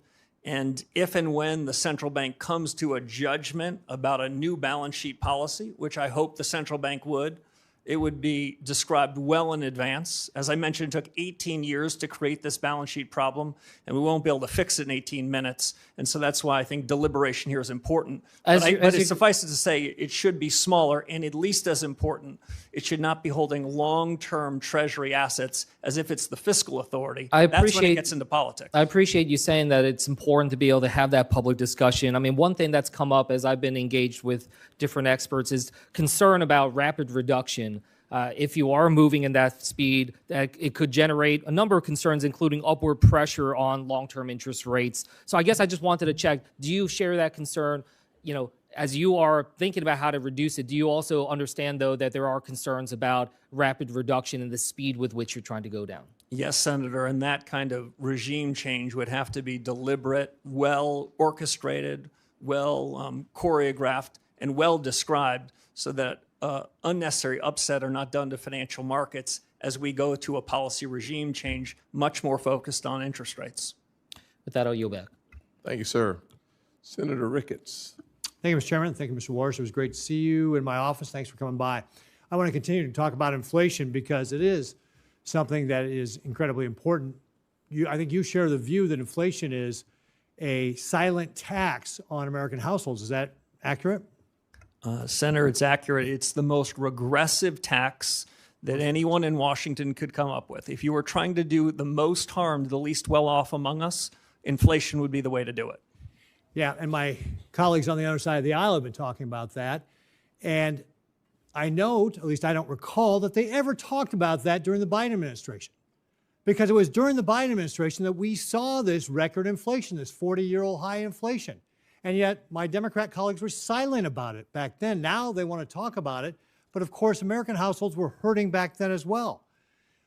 Inflation was caused by President Biden's reckless policies and reckless spending.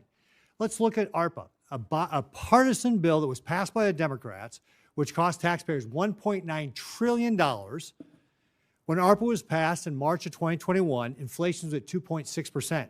Inflation quickly accelerated. It was over 5% by May, June, and July, and by the end of the year, at December, it was 7%. Does federal government spending have anything to do with inflation, Mr. Warsh? Senator, as we talked about in your office, my view of inflation is a bit different from some. I don't think inflation comes about when the economy grows too much or hardworking Americans get an increase in their wages.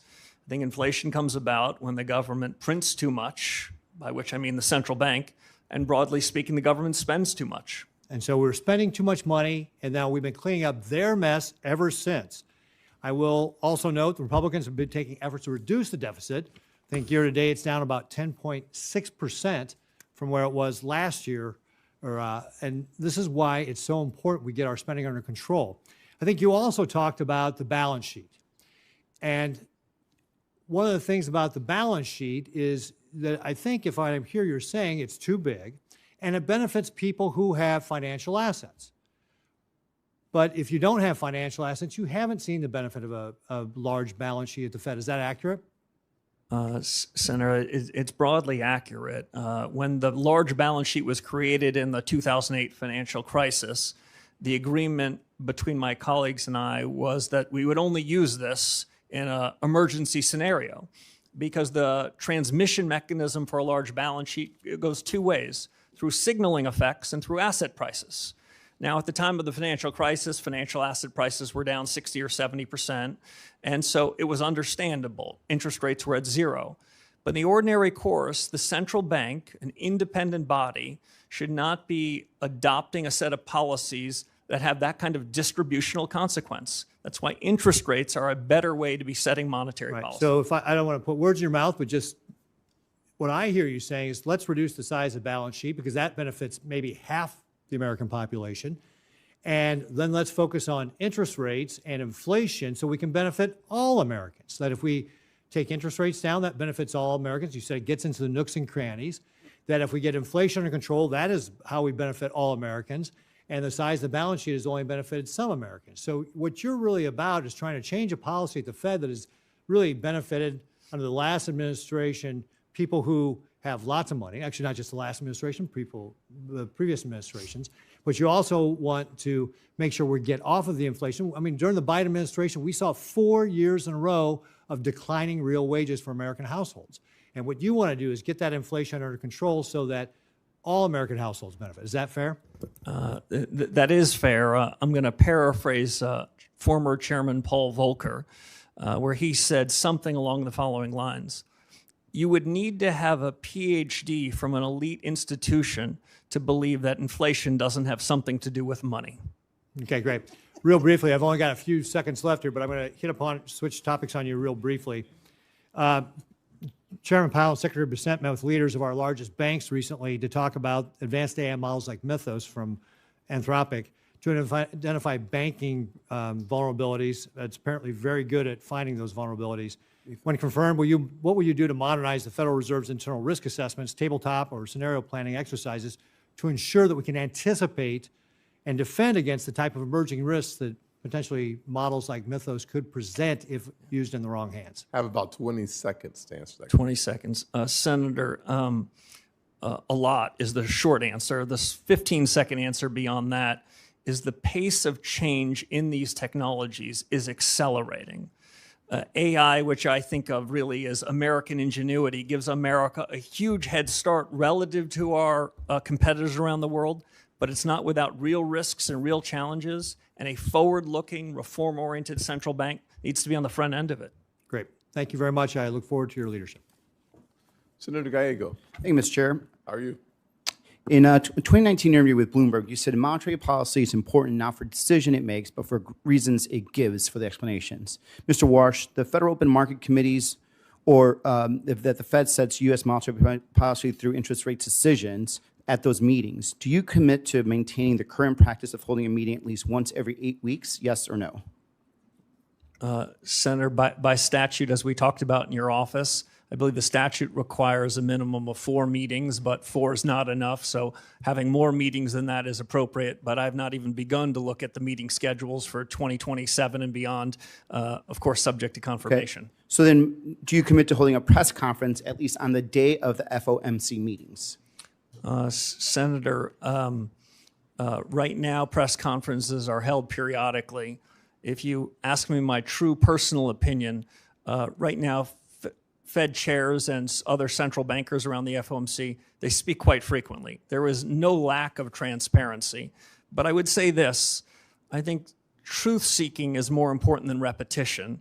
And if one has a press conference, one wants to deliver some important news. Perfect. So and I to would follow up on that, then, would you commit to taking questions at those press conferences? If a press conference were held, I think it would be incumbent to hear what the reporters of the day had in mind. Thank you. I'm glad, our personal meeting regarding this was very enlightening. Earlier today, you said to Senator Kennedy that President Trump never demanded you to cut interest rates in your job interview. Is that your sworn testimony? That is, Senator. Okay. Well, someone here is lying then, because it's either you or President Trump. Because in an interview with the Wall Street Journal of December 12th, President Trump confirmed that he pressed you on your commitment to support interest rates cuts. And I quote, during a 45-minute meeting with Warsh on Wednesday at the White House, the president pressed Warsh on whether he could trust him to support interest rate cuts if he were chosen to lead the central bank.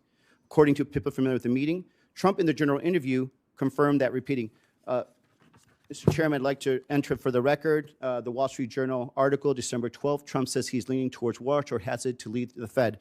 So, this brings up an issue of credibility at this point. Who's lying here? Is it you or the president? Because the president confirmed that he did ask you to cut interest rates.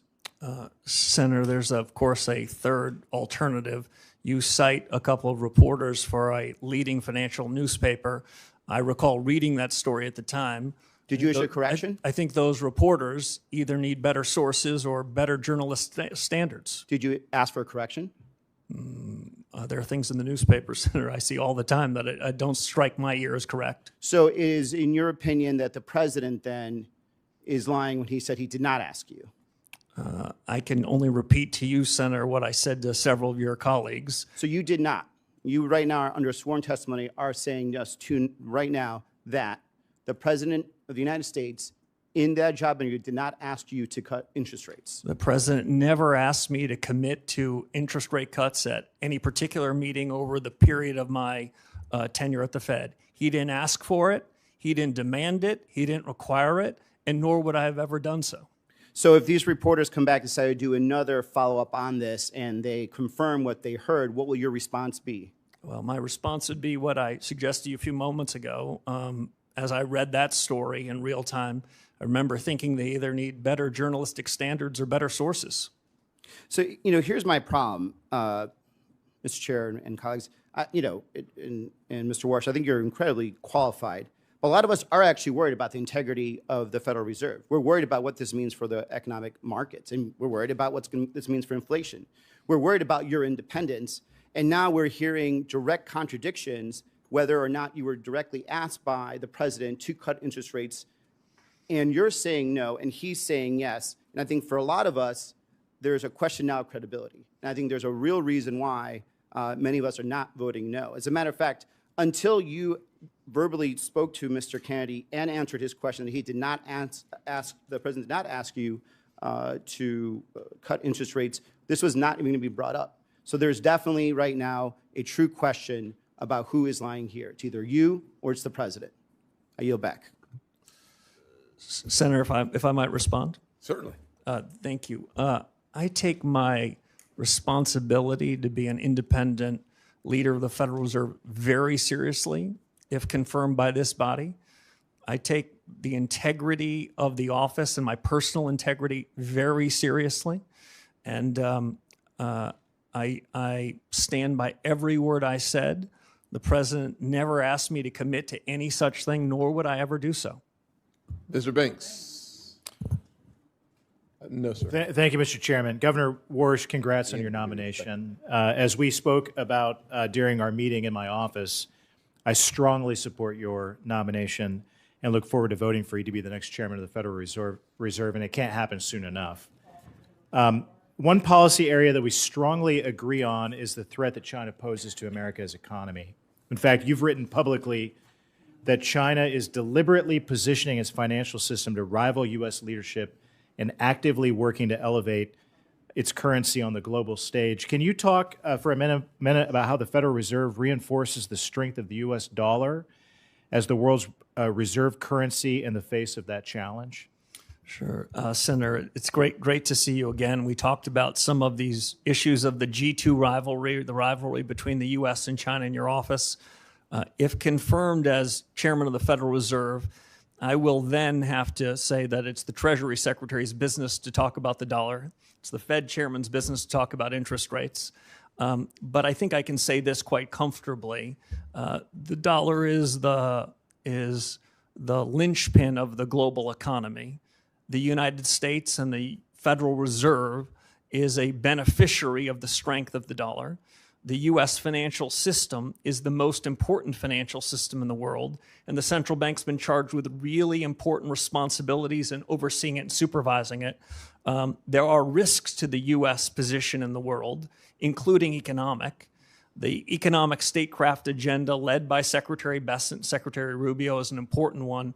On that, the Fed will play a supporting role in ensuring that the financial system is as safe as it can be, and work with them, because it's outside of the conduct of monetary policy, to ensure the U.S. is on its front foot and in a position of strength during this period of rivalry between the U.S. and another nation around the world. What are some of those? I understand the role of the Treasury Department versus the Fed, but what are the most important steps that the Fed can take to reinforce confidence in the U.S. dollar?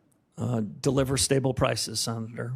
Deliver an economy that improves from here even further, where real take-home pay moves up, where inflation falls, and the U.S. economic growth potential is the best in the world. I mentioned earlier, Senator, something that I really do believe. AI is a testament to American ingenuity. The United States is the best positioned country in the world to take advantage of it so that the U.S. economy, U.S. workers benefit from it. That the U.S. is in a better position than anyone else, but it's filled with challenges, geopolitical challenges, technology challenges. So the sooner that we can hit the ground running on reform agenda, the better. You wrote in an op-ed in 2021 in the Wall Street Journal that I recommend everyone reads. It's one of the reasons that I wholeheartedly support you, because of what it says a lot about you in this op-ed. But you talked about how the PRC is actively promoting its digital yuan currency with the explicit goal of creating an alternative payment system that sidesteps U.S. sanctions. You've been very clear that China's not playing by the rules.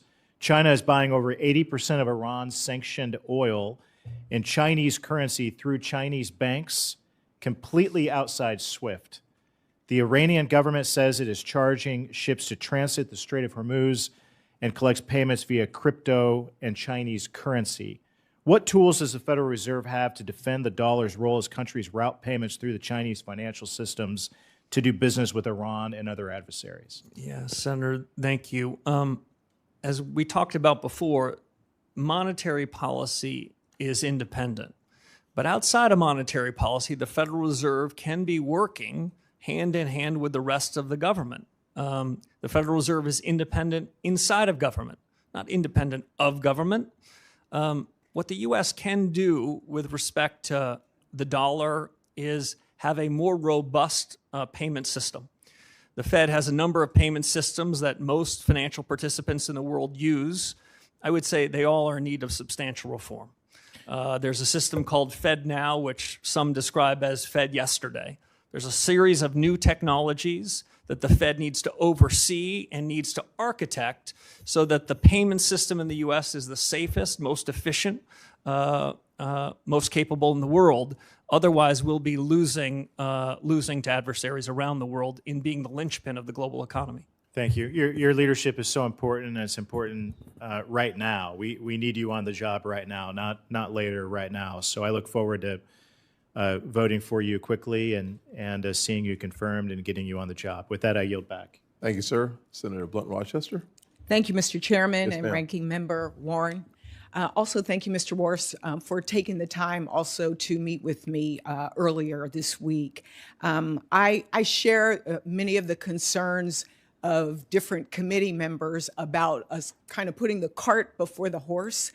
And in one regard, it is the whole issue of independence of the Fed. And I know you have made commitments both in your testimony and here today with us in the process of watching the president try to fire Chairman Powell as well as Governor Lisa Cook.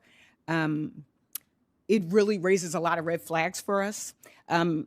Even Justice Kavanaugh said that no president has fired a sitting governor in the 112-year history of the Fed, which was structured to be independent of day-to-day politics, and that it would weaken, if not shatter, the independence of the Federal Reserve. There are a lot of questions here today as well about both ethics and whether or not all the paperwork is in, and even Senator Warren's question about, selling of the assets and whether they will be transparent is something that's important, again, to ensure confidence. And so I shared some of those concerns with you in person when we met, and I share them here for the record. I did have a question. I want to focus on AI, but I did have a question beforehand that I wanted to clarify.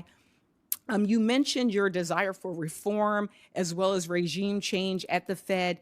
Could you just clarify, you didn't mean removing the regional bank presidents whose 5-year terms were just restated and re-upped in December? Senator, I meant policy regime change. Got it. So for the record, we're not looking at regime change for those 12 board presidents. I want to jump to AI because it's probably one of the #1 issues that I hear about in my state. I'm former Secretary of Labor in Delaware. This is something that I asked Chair Powell when he was here as well about. A lot has happened in a year. And one of the things you have characterized this as the most productivity enhancing wave of our lifetimes, past, present, and future. You have described it as structurally disinflationary, and that central bankers must make a bet. I'm in the camp with Senator Kennedy. I'm concerned about us making a bet on something that we know. You've said it, Chairman Powell said it. We don't have the data to even understand yet. And so my first question is, what happens for policy if that surge doesn't materialize as expected? Yeah. So, Senator, I enjoyed our discussion. I think the essential elements of a new policy for the Federal Reserve is to get access to better data and to dig deeper into the productivity possibilities that can come out of this new investment wave. Today we call it artificial intelligence. 2 years from now we're going to call it business CapEx, and 3 years from now we're going to call it just ordinary business. I think it has two important effects on the conduct of policy. I don't claim to have perfect knowledge of how any of these are going to go, but I do have an intuition the pace of change is accelerating. I'm sorry, Senator, go ahead. I was just going to ask how much of your view on interest rates depends on those productivity gains showing up quickly. Yeah, so I think it has two elements. One is the increase in capital expenditures to build data centers and the rest. That will have an effect on demand. That will increase demand. My guess is a few tenths of 1%. But on the supply side of the economy, to increase the potential output of the economy, that could be considerably bigger. We don't know that. We can't bank on that. But considerable work needs to be done by the Federal Reserve in evaluating this productivity wave. As I said before, monetary policy works with long and variable lags. So you have to make some informed judgments. And unlike other people in office, if the judgments are wrong, you've got to call the flag on yourself and correct them. Well, I think there's been a lot of conversation here about concerns that in your record, in your history, you have been hawkish on inflation rates and keeping them low. And now we're looking at AI. What I don't want to see is us use AI as an excuse. Yes. For making good policy. Too much depends on it. Too many families' lives depend on it. And in our conversation, I also talked about the fact that I know Wall Street is going to be okay, but who we're concerned about as well is Main Street. Yeah. Thank you. I yield back. Thank you, Senator. Senator Kramer, you are recognized. Thank you, Mr. Chairman. Thank you, Mr. Warsh, for being here. Thanks for stepping in the gap. Thank you. In fact, I'm a little bit curious as to why you even want to do this. I'm thinking, I don't know. I don't know. Anyway, congratulations on the choice. By the way, with regard to independence, real quickly, I find it curious. In fact, I've often found curious that people expect somebody who's appointed by an elected official has to be confirmed by 100 other elected officials would somehow not have a philosophy. That's what I hear sometimes. Like, why don't we, speaking of AI, we should just have an AI Fed chairman. That way it'd be completely neutral, right? Other than the people that put all the information in the algorithms. Anyway, that said, I think we should not forget that it would be common for a president who believes that interest rates should be lower to want to nominate somebody who has expressed that maybe interest rates could be a little lower, as opposed to the quid pro quo that's being accused of today. So I'm just grateful you're willing to do it. By the way, the other thing about independence that strikes me with regard to the Fed, do you have any idea how often an interest rate decision by the Fed is a 12-0 or a 10-0 vote? Do you have a sense of it? I do, Senator. I'd say over the last 15 years, decisions have been unanimous or near unanimous. As I said to one of your colleagues earlier, I prefer clean memos and messier meetings, and there's nothing wrong with a divergence of opinion. These are very hard calls. Thank you. I don't know when diversity became a bad thing in a room of thinkers, particularly with staggered terms. The other thing, none of this was in my mind that long ago, but the other thing that strikes me is you do have a lot of experience. This is your 20th anniversary, or at least your second anniversary. Have your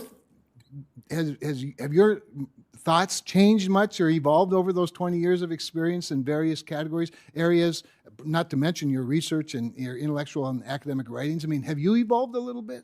Absolutely. I'll make 3 points if I can. One is it is essential for the chair of this organization to be open-minded to new ideas. The world is moving fast. The mistake that's common in the economics profession, which Secretary Schultz once described to me when I was telling him that I was thinking about pursuing further studies, he said, it's fine to get a PhD, but make sure that's not the last day you were learning. Too many people in the profession go back to what they learned 30 or 40 years ago.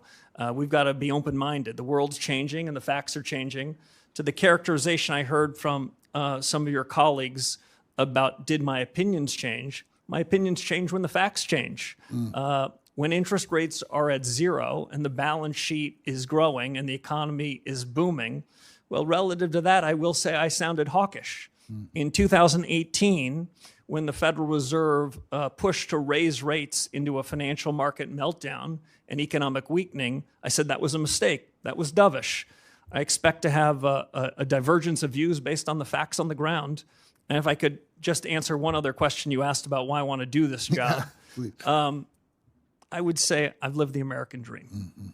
I've been the luckiest, most blessed, fortunate person with the greatest teachers. I was a kid from upstate New York in public schools, and I had an opportunity to serve after 9/11.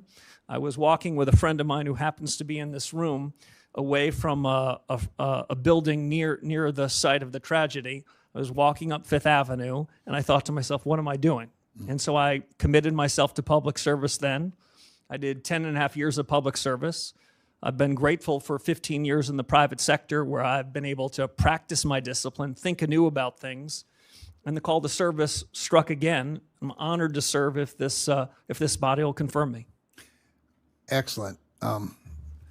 You know, I do find it curious that so many people seem to be hung up on the fact that you've been successful even while doing in between bouts of public service, probably a better way to put it. I'm not wealthy, never have been wealthy, and I'm not sure I have much potential to be wealthy, but I have nothing against people who are. That said, real quickly, I do want to talk a little bit about debanking.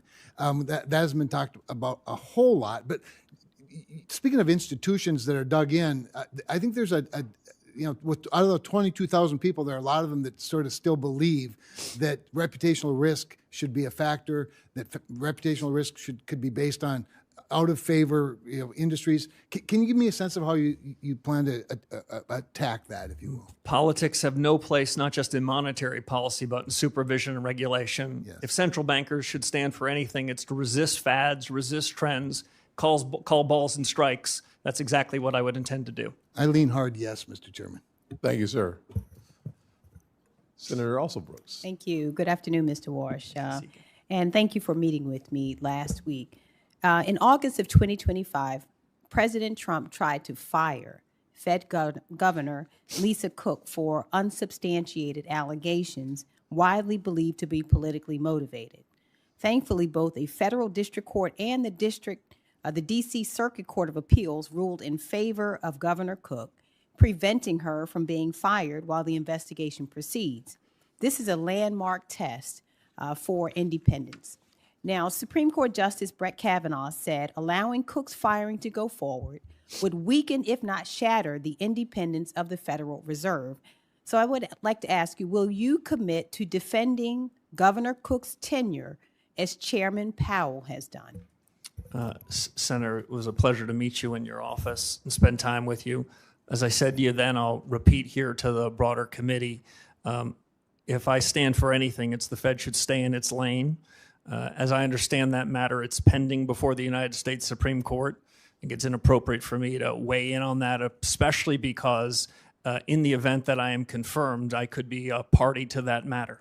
Well, I disagree with Mr. Warsh. I disagree with you. This is your future colleague who is confirmed by both this committee and this Senate to serve her country. Chairman Powell has defended her tenure, and your answer to this is you will not defend her. Is that correct? No, Senator, that's not my answer. My answer is there's a pending case before the Supreme Court, the results of which I think we're going to hear about soon. If confirmed by this body, I will follow the Constitution, the Supreme Court law, and the best of the Fed's tradition. Well, let me ask you this then. Do you agree or disagree with Justice Kavanaugh on the Supreme Court, who said that her firing would weaken, if not shatter, the Fed's independence? Do you agree with Justice Kavanaugh? So I took a constitutional law class, but I wouldn't say I'm worthy of being a Supreme Court justice. What I can say is Fed independence means everything to me. And it means, and that's exactly what I would try to do if I'm confirmed. Well, I'd like to move on to the criminal investigation of Chairman Powell. The Trump administration could have taken many off-ramps to end what is a ridiculous exercise. Instead, they have doubled down. U.S. Attorney for the District of Columbia, Jeanine Pirro, sent prosecutors to the Fed last week to continue this circus, and they were turned away. Chairman Powell has said that the administration's investigation is not about any testimony or the renovations of a building, calling these arguments pretext, and he said that the threat of criminal charges is a consequence of the Federal Reserve setting interest rates based on its best assessment of what will serve the public rather than following the preferences of the president. So do you dispute Chairman Powell's assertion that the investigations are pretext for policy disagreements? Senator, as I said with respect to the other case, this is also pending before the courts. I have a ton of confidence in the court's ability to make a final resolution. I'd abide by any judgment of the courts and would follow that judgment in the best of the Fed's traditions. It's difficult. Let me just ask you another question instead. Just a few days ago, bless his heart, President Trump called Chairman Powell a stubborn, incompetent person who he said suffers from Trump derangement syndrome. Now, can you say before this committee that you disagree with this characterization? Yeah, my disagreements with Chairman Powell are about policy, not about personality or personnel. Okay, let me ask you another question about the president. Now, my colleague a moment ago said to you that the president, you said the president has never asked you about lowering interest rates, and you said he never specifically, is the word you use, demanded that you decrease interest rates. Well, did the president generally suggest this to you as well? You know, in my recitation to your colleagues, I wasn't trying to be clever. The president never generally or specifically instructed me, suggested I should commit to any interest rate path whatsoever. Okay, let me go to another point. So if the Senate does not confirm you by May 15th, the president may inject more financial chaos into our economy by illegally attempting to remove Chairman Powell and installing someone else until your confirmation. Now, the law is quite clear here. If there is a vacancy, the current chairman continues to serve as chair pro tem until the Senate confirms a replacement. But the Trump administration is gearing up to fight this assertion. And I expect every financial leader and reporter is watching your words right now, which can move markets. So I'd like to give you an opportunity to reassure them. Do you agree that the law requires the current Fed chair to continue serving as interim chair while this replacement is confirmed? So I haven't been advised on that. I will say this. I was a summer associate for 8 weeks at a law firm, and that was the extent of my legal career. I'm certainly Okay, not last capable of defining whether the Vacancy Act applies to the Federal Reserve or not. Thank you. Yes, ma'am. Senator Bernie Moreno. Mr. Chairman, thank you for the honor of going last. I know that's normally reserved for people with much more status than I have, so I appreciate that very much. Mr. Chairman, I'm going to read something here for a second. Mr. Chairman, it's clear that Mr. Warsh is tremendously accomplished. He is committed to strong capital standards, effective supervision, and meaningful market discipline. He knows unequivocally that the Fed must be independent, non-ideological, and nonpartisan. And for this reason, I am proud to support his nomination. I wish I had said those words, but those are the words of Senator Chuck Schumer when he voted to confirm you, in fact, introduced you. So I would like to enter that into the record. As they say, there's nothing wrong with that, but it looks like Democrats used to love you at one point. What changed? The Senator, I don't know. You didn't catch the Seinfeld reference, so it's just proof that you did not watch the show. All right. Let me ask you some quick rapid-fire questions. I know people have enjoyed being here this long, but maybe not others. A lot has been said, and I think it's important, on the plight of working Americans when it comes to being able to afford the basic elements of what it means to be somebody here who's successful in the working class. Are working class Americans better off or worse off than they were 3 years ago? The aggregate statistics show improvement, but I do want to suggest with better Fed policy, I think the improvement can be stronger. No, clearly. But we're not done, and we have a long way to go. But if you're somebody who's an average working American today, in 2026, you're better off than you were 3 years ago, because 3 years ago, you were getting demolished by generationally high inflation. Is that true? The trajectory on inflation is improving, but there's more work to do. And one of the key parts of why I'm supporting you is because a total and complete focus and understanding that the interest rate tool is the tool that allows you to help working Americans much more than the balance sheet tool. Would you agree? Yes, Senator, I do. All right, perfect. Let's move on to central bank digital currencies. Do you agree that the Federal Reserve has no legal right to issue a central bank digital currency? Senator, I agree that they don't have the right, and I think it would be a bad policy choice. Somebody just put an exclamation mark on that. Under your chairmanship of the Federal Reserve, you will not have the Federal Reserve explore or any way move towards a central bank digital currency. If it's within the power of the chairman of the Federal Reserve, I agree with that statement.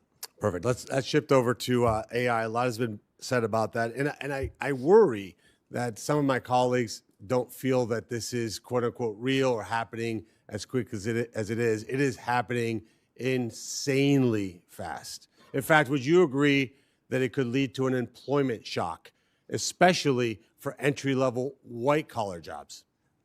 Senator, I agree with you on the pace of the technology revolution. I've had to update my own priors versus 6 or 12 months ago as I've seen the rate of improvement of the models. Senator, the way I describe it is this. I am more confident that there will be improved output than I am certain about when the effects of that would be on the labor market. I basically believe in the following good economic tenet, which is described as the lump of labor fallacy. And we tend to think in economics, there's only a fixed number of jobs, and we've got to fill them every day possible. The labor force, the structure of the labor market changes. The jobs that will be created 2 or 3 years from now, some of which are unimaginable to us today. But the lag between the improvement in output and the effect on the labor markets, that's got to be central to the Fed's thinking, given the pace of innovation in this cycle. And this concept of price stability plus maximum employment, that maximum employment piece is problematic when policymakers open our borders and let tens of millions of people come into this country illegally. Is that not correct? I'm gonna let you guys handle immigration policy. I'm gonna have plenty on my plate if confirmed. But adding 10 to 20, 30 million people into the country when you're trying to make certain that everybody here has a job is problematic, correct? Yeah, the central bank takes the labor market is as it is, and that's a function of policies you and the administration put in place. It's not our place to be opining on that. Okay. And let me just add one last thing and more to your wife. How did you get so lucky to have a guy that's so romantic that on Valentine's Day of 2006, he brings you to a Senate hearing? I mean, you set a high bar for all of us. Look, I'm going to ruin the suspense for everybody. You're going to be confirmed. You're going to be the Federal Reserve Chairman. And most importantly, you're going to do an incredible job. And I'm honored to be able to have been part of that process, and we'll vote for you resoundingly. Thank you, Senator. Well, that concludes the question and answer portion of today's hearing. I'd like to thank our nominee for testifying before the committee today, and thank you for your willingness to serve our country. For senators, all follow-on questions for the record must be submitted by tomorrow, April 22nd at noon. And for you, the witness, please respond by Thursday, April 23rd, 1 p.m., to the written questions you receive in order to facilitate this committee promptly processing this nomination when it comes. With that, this hearing is adjourned. Thank you. Thank you, sir. Yes, ma'am. All right, bye.